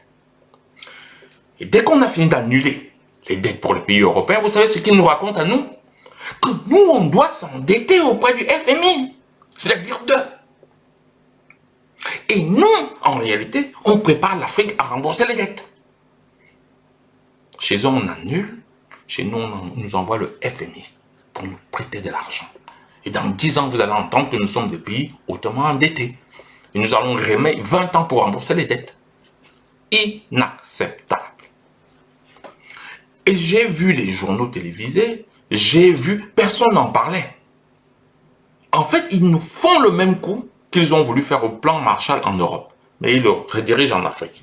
Parce que l'Afrique a les matières premières. Ils se disent, mais non, prenez l'argent. Vous avez les matières premières. Et on va acheter nos matières premières à vie. Exactement. Exactement, Mireille Madeleine Piassio. Je sais qu'en privé, je t'appelle Mimi. Mais bon, comme on n'est pas en privé ici, je ne vais pas t'appeler comme ça. La planche à billets. On appelle ça aussi la planche à billets. Puisque la BCE a la liberté de battre monnaie. Mais ça ne s'est pas passé que à la BCE. La Fed a fait la même chose aux États-Unis. La Fed a fait exactement la même chose aux États-Unis. Il y a des nuances parce que la Fed est supposée être une institution privée, mais qui agit pour le compte de l'État américain. Voilà. Mais la Fed a fait la même chose. Voilà des gens qui, qu'est-ce qu'ils vont faire? Ils vont annuler leurs dettes. Et ils nous envoient le FMI. Et quand j'ai vu les chefs d'État africains qui se sont tournés là-bas en disant on va prêter de l'argent, oui, on peut prêter de l'argent, mais en quantité très raisonnable dans nos possibilités de remboursement. Mais je crois que l'urgence n'est pas à ce que le FMI nous prête de l'argent, l'urgence est que notre dette aussi soit annulée. Alors vous allez me dire, mais pourquoi la BCE ne rachète pas? Eh bien, parce que la BCE, ça ne nous appartient pas. Parce que la BCE gère une monnaie qui ne nous appartient pas. Le franc CFA est la propriété de la France.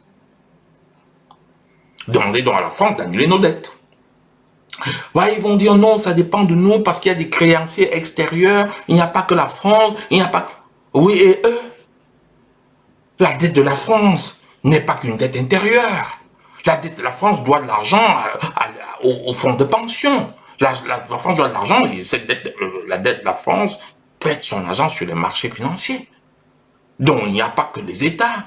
Et il n'y a pas que... Il y a tout dans ces dettes.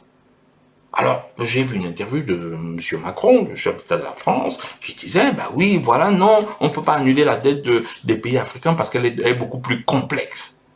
Comme si la dette des pays européens n'était pas complexe. En réalité, on appelle ça du véritable foutage de gueule. En réalité, désolé, mon oreillette est sortie, ça me permet de vous monitorer. De vous monitorer. Donc, on appelle ça du véritable foutage de gueule. J'ai dit bien du foutage de gueule. Et c'est très très bien que j'ai vu la réaction de notre chef d'État, son Excellence PB Cube, Paul Barthélemy Biabi-Manda. J'ai vu la réaction, l'État camerounais ne s'est pas engouffré dans cette bêtise-là. Ah ben oui, même si on a vu notre ministre des Finances qui allait prendre une partie, il a dit d'ailleurs 40% de ce qui était prévu pour qu'on nous donne. Oui, d'accord, mais il ne s'est pas engouffré dans un endettement massif. Et là, vous vous rendez compte alors que le Cameroun est dirigé. Mais alors, bien dirigé. N'importe quel analyste financière, moi, je veux dire, va aller vous dire, c'était de la maestria financière. Nos masques, le chef d'État est sorti, il a dit, on les fait nous-mêmes. Les médicaments, on les fait nous-mêmes.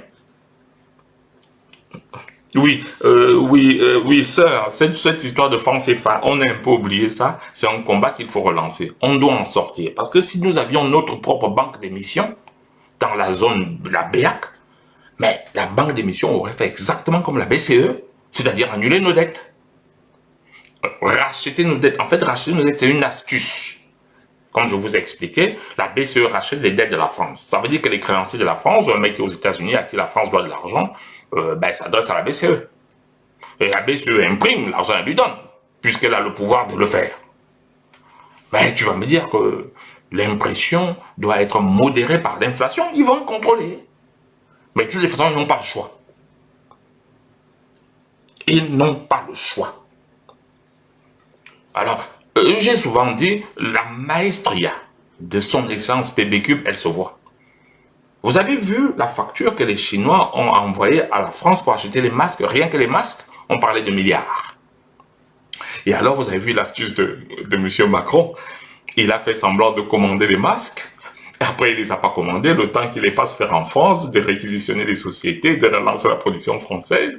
Et c'est d'ailleurs la raison pour laquelle, à un certain moment, les masques n'étaient pas disponibles en France. Mais il n'a pas dit aux gens qu'écoute, j'ai fait semblant de commander, mais je n'ai pas commandé. On nous a sorti en plein journal télévisé que non, il n'y a pas de souci. Voilà, on a déjà commandé. Il y a un avion spécial affrété venant de Chine pour livrer les masques. Et puis, la France s'est retrouvée en pénurie. Évidemment, parce que Macron ne voulait pas vraiment, là aussi, rentrer dans l'endettement.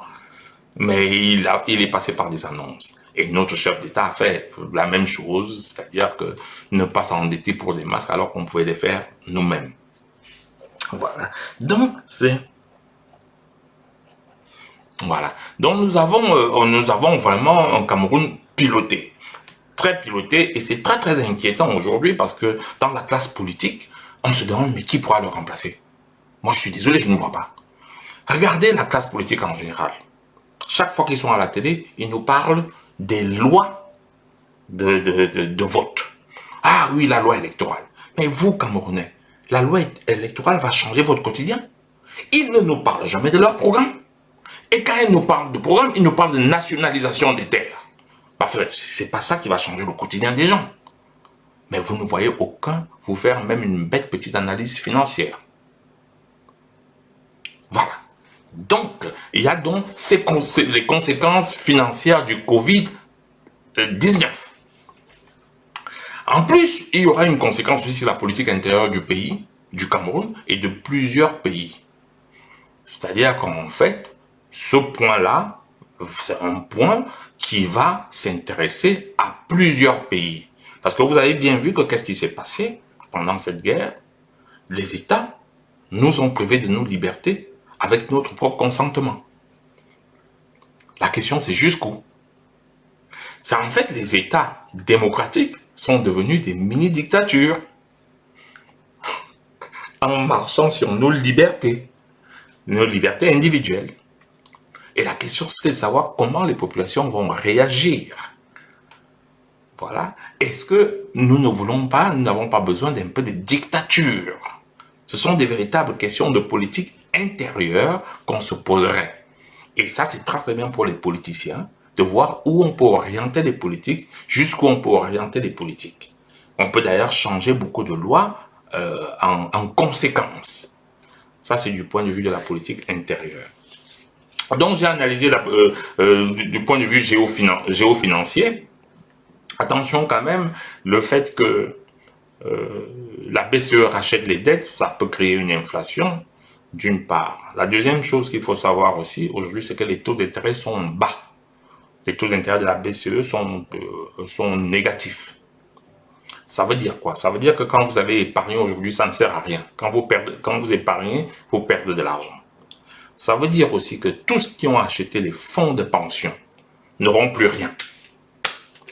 Vous savez qu'en Europe, il y a deux types de pensions, une pension par répartition et une pension par capitalisation. Donc ceux qui ont, comme moi d'ailleurs qui vous parle là, vous vous souvenez des grosses publicités qu'on faisait, prenez l'épargne pension, on avait même des déductions fiscales. Et chaque année, vous avez le droit de donner une somme d'argent pour épargner votre pension. Et on vous disait non, la bourse va monter, les taux d'intérêt vont monter. Alors, moi, je l'ai fait, je vais vous dire. Et puis après, j'ai annulé ça après, je crois, 10 ans. J'ai annulé tout ça parce que je voyais très bien que tout s'effondrait. Mais en tout cas, les sommes d'argent que j'ai mises là-bas, je peux les oublier. Hein.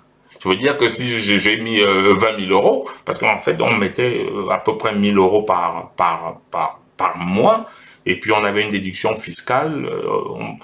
En tout cas, la réalité, on payait, on épargnait, je crois, 650 €, mais ça comptait pour 1000 € avec une déduction fiscale. Je ne me souviens plus, parce qu'il y a longtemps que j'avais fait ça. Et pendant 10 ans, tu le fais, ça fait à peu près, si tu le fais pendant 10 ans, à peu près tu as 10 000 €, et après peut-être 20 ans, 30 ans, plus les intérêts, on s'attendait à se retrouver à un 20 000 €, voire mieux si la bourse se porte bien. Donc là, oubliez. Heureusement que j'avais arrêté la catastrophe bien plus tôt. Donc, tous ceux qui avaient pris ces épargnes-là, aujourd'hui, quand on voit l'état de la bourse, quand on voit l'état des taux d'intérêt, on peut oublier. Hein. Ah bah oui, oubliez. Et je ne vous parle même pas des États-Unis qui, eux, vraiment, n'ont que ce système de répartition. Le seul problème de cette bulle financière est que le retraité qui met de l'argent, ou le travailleur, l'actif qui met son argent pour sa retraite, c'est son vrai argent. Ce n'est pas l'argent spéculatif. Ce n'est pas l'argent de la banque, de la planche à billets. À un certain moment, il va vous dire, je veux mon argent. On lui dira, on ne peut pas payer. Ou alors la BCE va imprimer les biens, on va lui donner. Et ça va créer une inflation. Donc c'est globalement ces choses-là qui vont se passer dans la finance mondiale, dont les jours prochains ne seront pas heureux. Bon, et puis il y aura le deuxième point, qui est l'avant-dernier point, qui sont les aspects géostratégiques. J'aurais voulu m'arrêter sur les avantages financiers, sur les conséquences financières un peu plus longtemps, mais ça risque d'être long, on reviendra dessus une autre fois. Mais il faut juste retenir que la BCE a acheté les dettes des pays et qu'on voulait imposer à l'Afrique de s'endetter auprès du FMI. Très bien. Et puis il y a les conséquences évidemment culturelles. Vous vous rendez compte qu'en Europe, pour se dire bonjour, on faisait la bise. Avec le masque, maintenant, personne ne fait plus la bise. Culturellement, tout va changer. On va se dire bonjour de loin. D'ailleurs, c'est saluer la main. On ira se saluer la main, elle est là-bas après. Il y aura manifestement des conséquences culturelles. Et des conséquences géostratégiques, évidemment. C'est-à-dire que on va voir comment les armées mondiales se repositionnent après cette guerre, la guerre du Covid-19. Globalement, j'ai fait un peu le tour des quelques points que je voulais faire, c'est-à-dire les conséquences diplomatiques du Covid-19, les conséquences économico-financières, les conséquences sur la politique intérieure, les conséquences géofinancières et les conséquences diplomatiques, que je vous ai parlé de l'affrontement sino-américain sur le leadership mondial. Voilà. Et mon but était d'ouvrir un peu les yeux par rapport à tout ça. Le direct est resté vraiment beaucoup plus longtemps que prévu. Ben oui, ils sont restés beaucoup plus longtemps que prévu. C'est parce que j'ai commencé par expliquer le fédéralisme avant de rentrer sur le lourd du sujet, qui était la guerre du Covid-19. Retenez que c'est une guerre et qu'après une guerre, on prépare un nouvel ordre mondial. Et vous avez entendu l'histoire des vaccinations. Vous avez entendu l'histoire que le FMI vient nous prêter de l'argent. Le FMI vient résoudre nos problèmes en Afrique au lieu d'aller résoudre les problèmes des Européens. Ouais. Il faut comprendre tout ça, c'est une guerre. Voilà. Et il y a la politique intérieure des États qui va changer. Et il y a les conséquences géostratégiques, un peu comme il y a eu la création de l'OTAN. Et en même temps, pendant ce temps, la Chine et les États-Unis vont essayer, avec la Russie qui est aux côtés de la Chine, vont essayer de rééquilibrer les pouvoirs du nouveau monde. Conséquence, pendant cette guerre du Covid-19, se dessine un nouvel ordre mondial. C'était ça le but du débat. S'il y a des questions. Oui, en effet, justement, Michael Nakamura dit que nous devons rentrer tous investir chez nous, c'est le continent de demain, tout à fait. Oui, merci Koussé Sylvie. Il faut vraiment un autre direct sur les conséquences financières. Il faut un direct tout entier dessus. Et ça, je vais le faire. Voilà. Et ce que je vais proposer aux uns et aux autres, c'est s'ils ont des questions, ils me les posent sur mon Messenger. Et puis après, je vais essayer de répondre à ces questions et on va essayer d'organiser un autre direct. Parce que rien que sur les aspects financiers, c'est vraiment c'est vraiment... Il y a un aspect financier que je vais même vous dire, parce que l'Europe actuellement au bord de l'éclatement. Bah oui, vous avez entendu que l'Allemagne a estimé que racheter les dettes n'était pas une bonne chose. Je ne sais pas si vous avez entendu tout ça.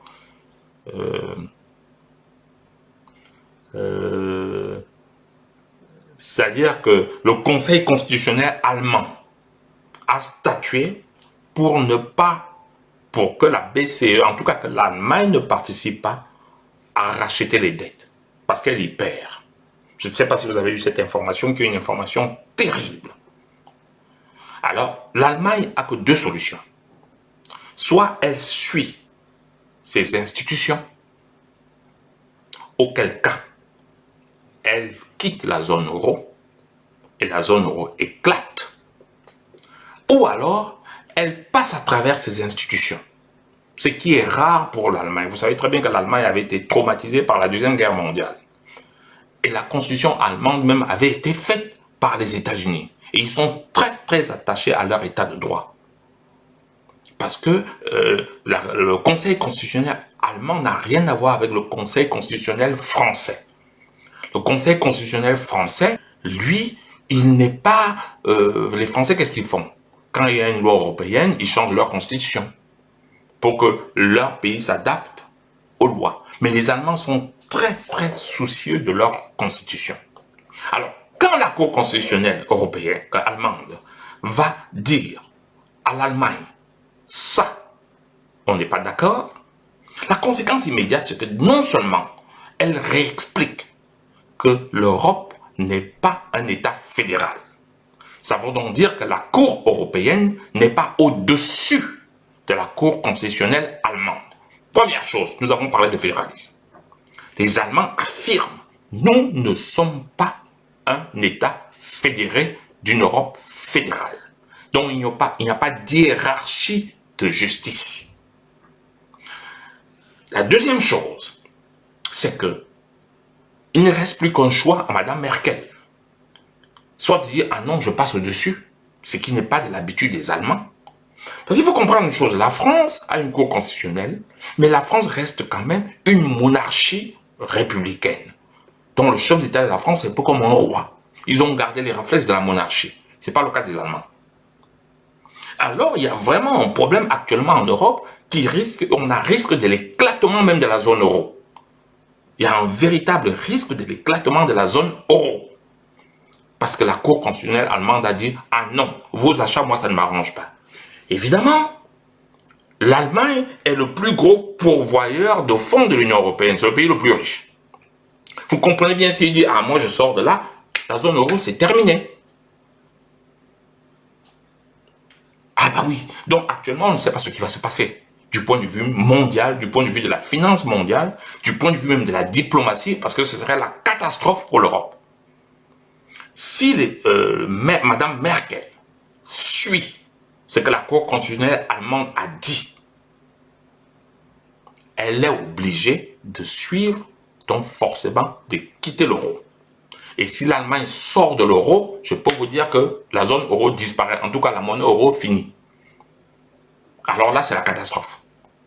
Soit alors l'Allemagne dit, ok, d'accord, je vais quand même être là. Donc ça veut dire que je vais violer mes institutions. Je vais violer mes institutions par solidarité.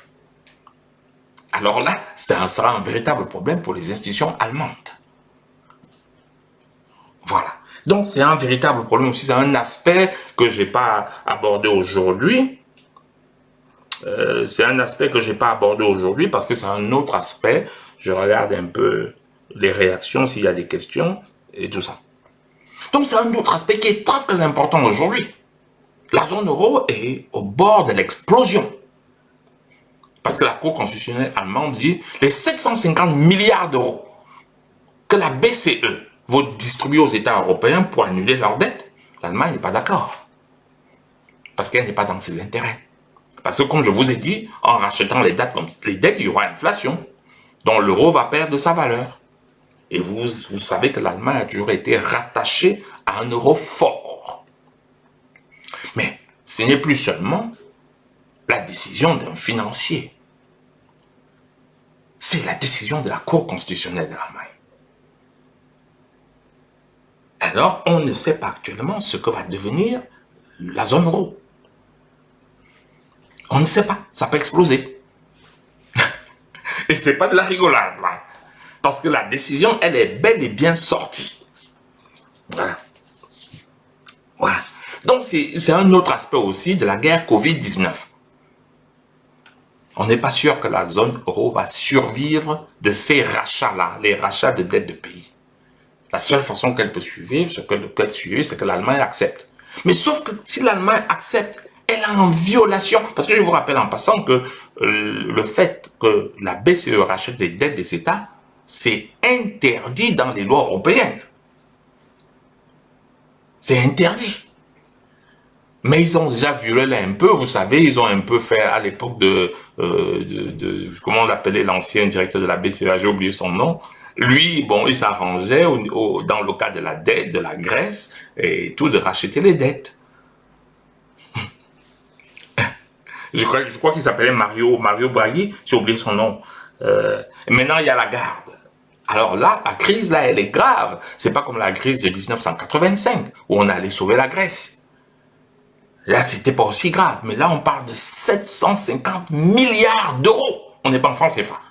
On ne parle pas de 750 milliards de francs CFA, mais de milliards d'euros de rachat des dettes. Et là, l'Allemagne dit niet. Ah non. En fait, c'est pas l'Allemagne qui dit, c'est le Conseil constitutionnel, donc un organe juridique, une institution allemande. Ah. Donc, oui, en effet. Voilà. Donc, globalement, je regarde vos questions en même temps pour essayer de savoir. Oui, bonsoir, Isis Meyon, et tu dis.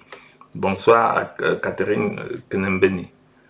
C'est très difficile pour moi de faire le débat et de regarder vos questions. Et, voilà. Voilà. Donc, c'est ça qui se passe aujourd'hui en réalité. On n'est même pas sûr que la zone euro va survivre de tout ça. Ça, ce sont les conséquences économico-financières. Et là, c'est le cataclysme diplomatique et géopolitique. Parce que la décision, elle a été prise. La décision, elle a été prise. Et alors, on va voir comment Mme Merkel va réagir. Christine Lagarde, elle est prête à sauver l'euro en tant que DG. Voilà. Mais c'est une opération qu'il faut comprendre illégale, qui est contre les textes de l'Europe et de la BCE, racheter les dettes des États.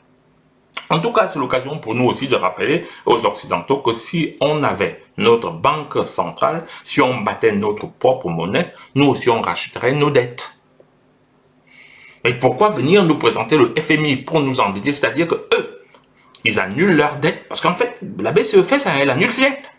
Mais nous prête de l'argent via le FMI. Voilà. Donc, je suis très très content de la réaction de notre gouvernement, de notre chef de l'État, hein, parce que là, vraiment, il était... alors là, la maestria. Ça a été là un maestro de la finance. Un maestro. C'est même à se demander, et ça c'est la question que je me pose, s'il faudra éventuellement, qui peut remplacer ce chef de l'État? Parce qu'il a accumulé beaucoup en effet, prospère avec celui qui a au FMI.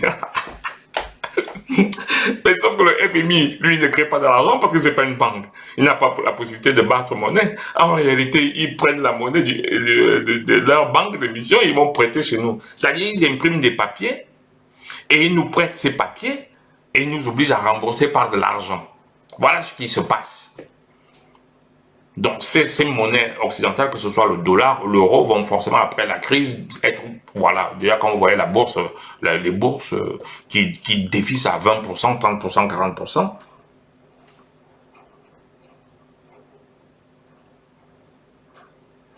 Voilà, en effet, c'est justement pour ça que je fais ce type de direct, Gisèle Fras.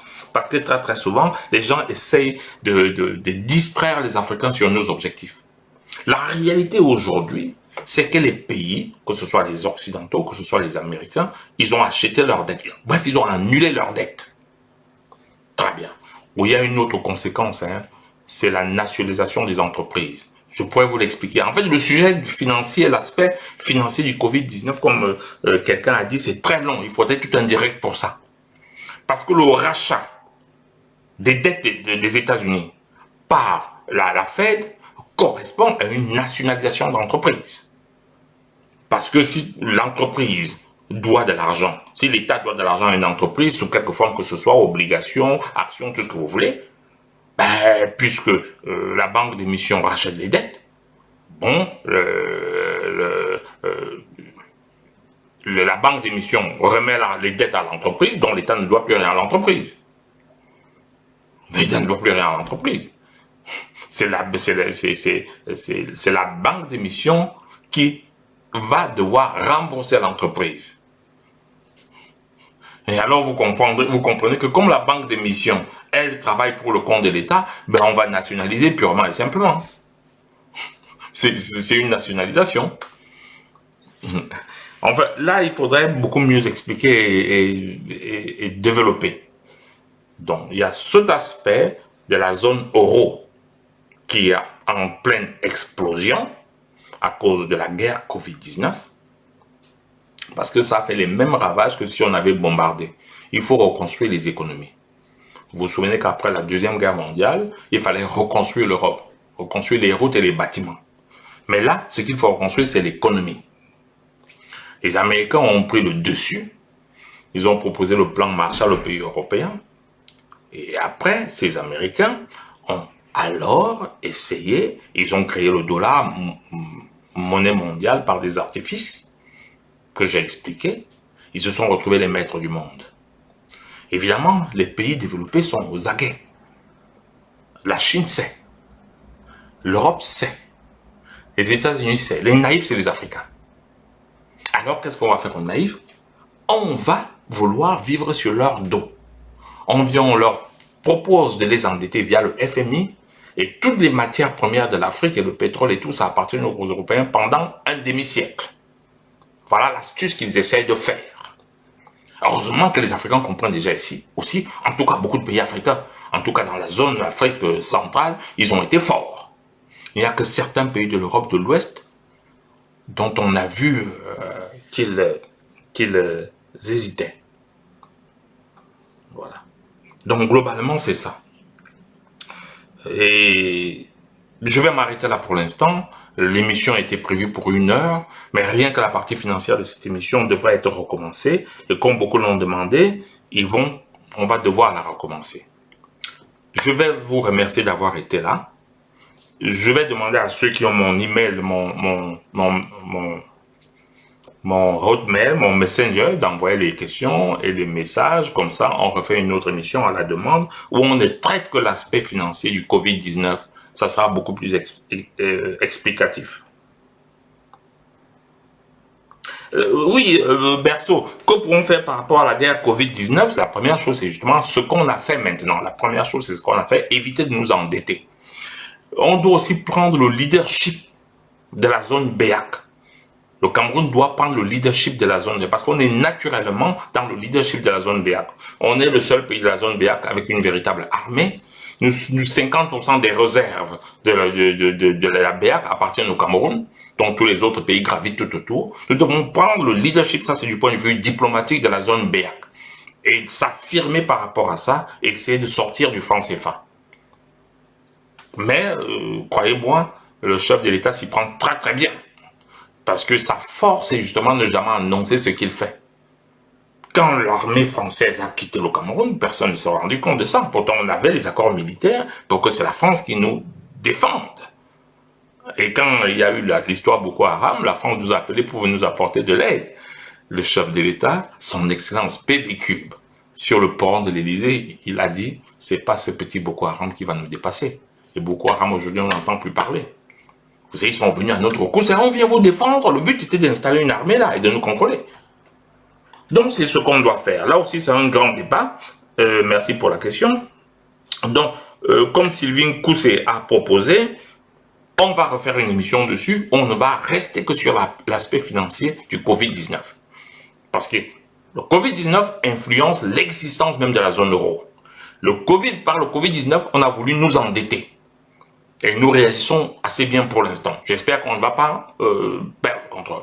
Par le Covid-19, les États-Unis et la Chine sont en train de se battre pour le leadership mondial. Il faut qu'on soit vigilant. Rien qu'analyser ces aspects, les aspects financiers, par le Covid-19, nous n'aurons plus nos épargnes et pensions. Par le Covid-19, il y a beaucoup de choses derrière l'aspect financier du Covid-19. Je vous rappelle en passant d'ailleurs que quand vous voyez les militaires quelque part, il y a un intérêt financier. Non, ils sont là juste pour préserver leurs intérêts. Quand il n'y a pas d'intérêt financier, vous voyez personne. Donc, je vous remercie beaucoup d'avoir été là. Et je vais devoir arrêter parce que je parle là depuis 2 heures, je n'en peux plus. J'avais prévu une émission d'1 heure avec un éditorial de 15 minutes. Et puis, on a eu des problèmes pour prendre Laurent Béhéné en duplex. Et j'ai dû commencer l'émission en catastrophe sans me mettre une mire. Mais l'essentiel est là, c'est que l'émission a été faite. Vous avez répondu présent et nombreux. Et franchement, je suis content de vous retrouver. Donc, vivement lundi soir. Pour aujourd'hui, c'est terminé. Lundi prochain, on va refaire une émission où on ne parlera que de la finance. Revenez et on sera... Bon, évidemment, ce genre d'émission, c'est quand même plutôt des émissions pour te très, très relever intellectuellement, dont on ne s'attend pas à ce qu'on y trouve. Il faut avoir quelques notions pour venir suivre. Ça peut être ennuyeux pour ceux qui n'ont pas un niveau intellectuel minimum. Ça, je le comprends. Mais il faudra dans notre télévision ça. Mercredi prochain, on va retrouver monsieur, notre historien, monsieur Enon Meyomese. On va continuer l'histoire du Cameroun. Je serai en sa compagnie et ça me fera plaisir de vous retrouver.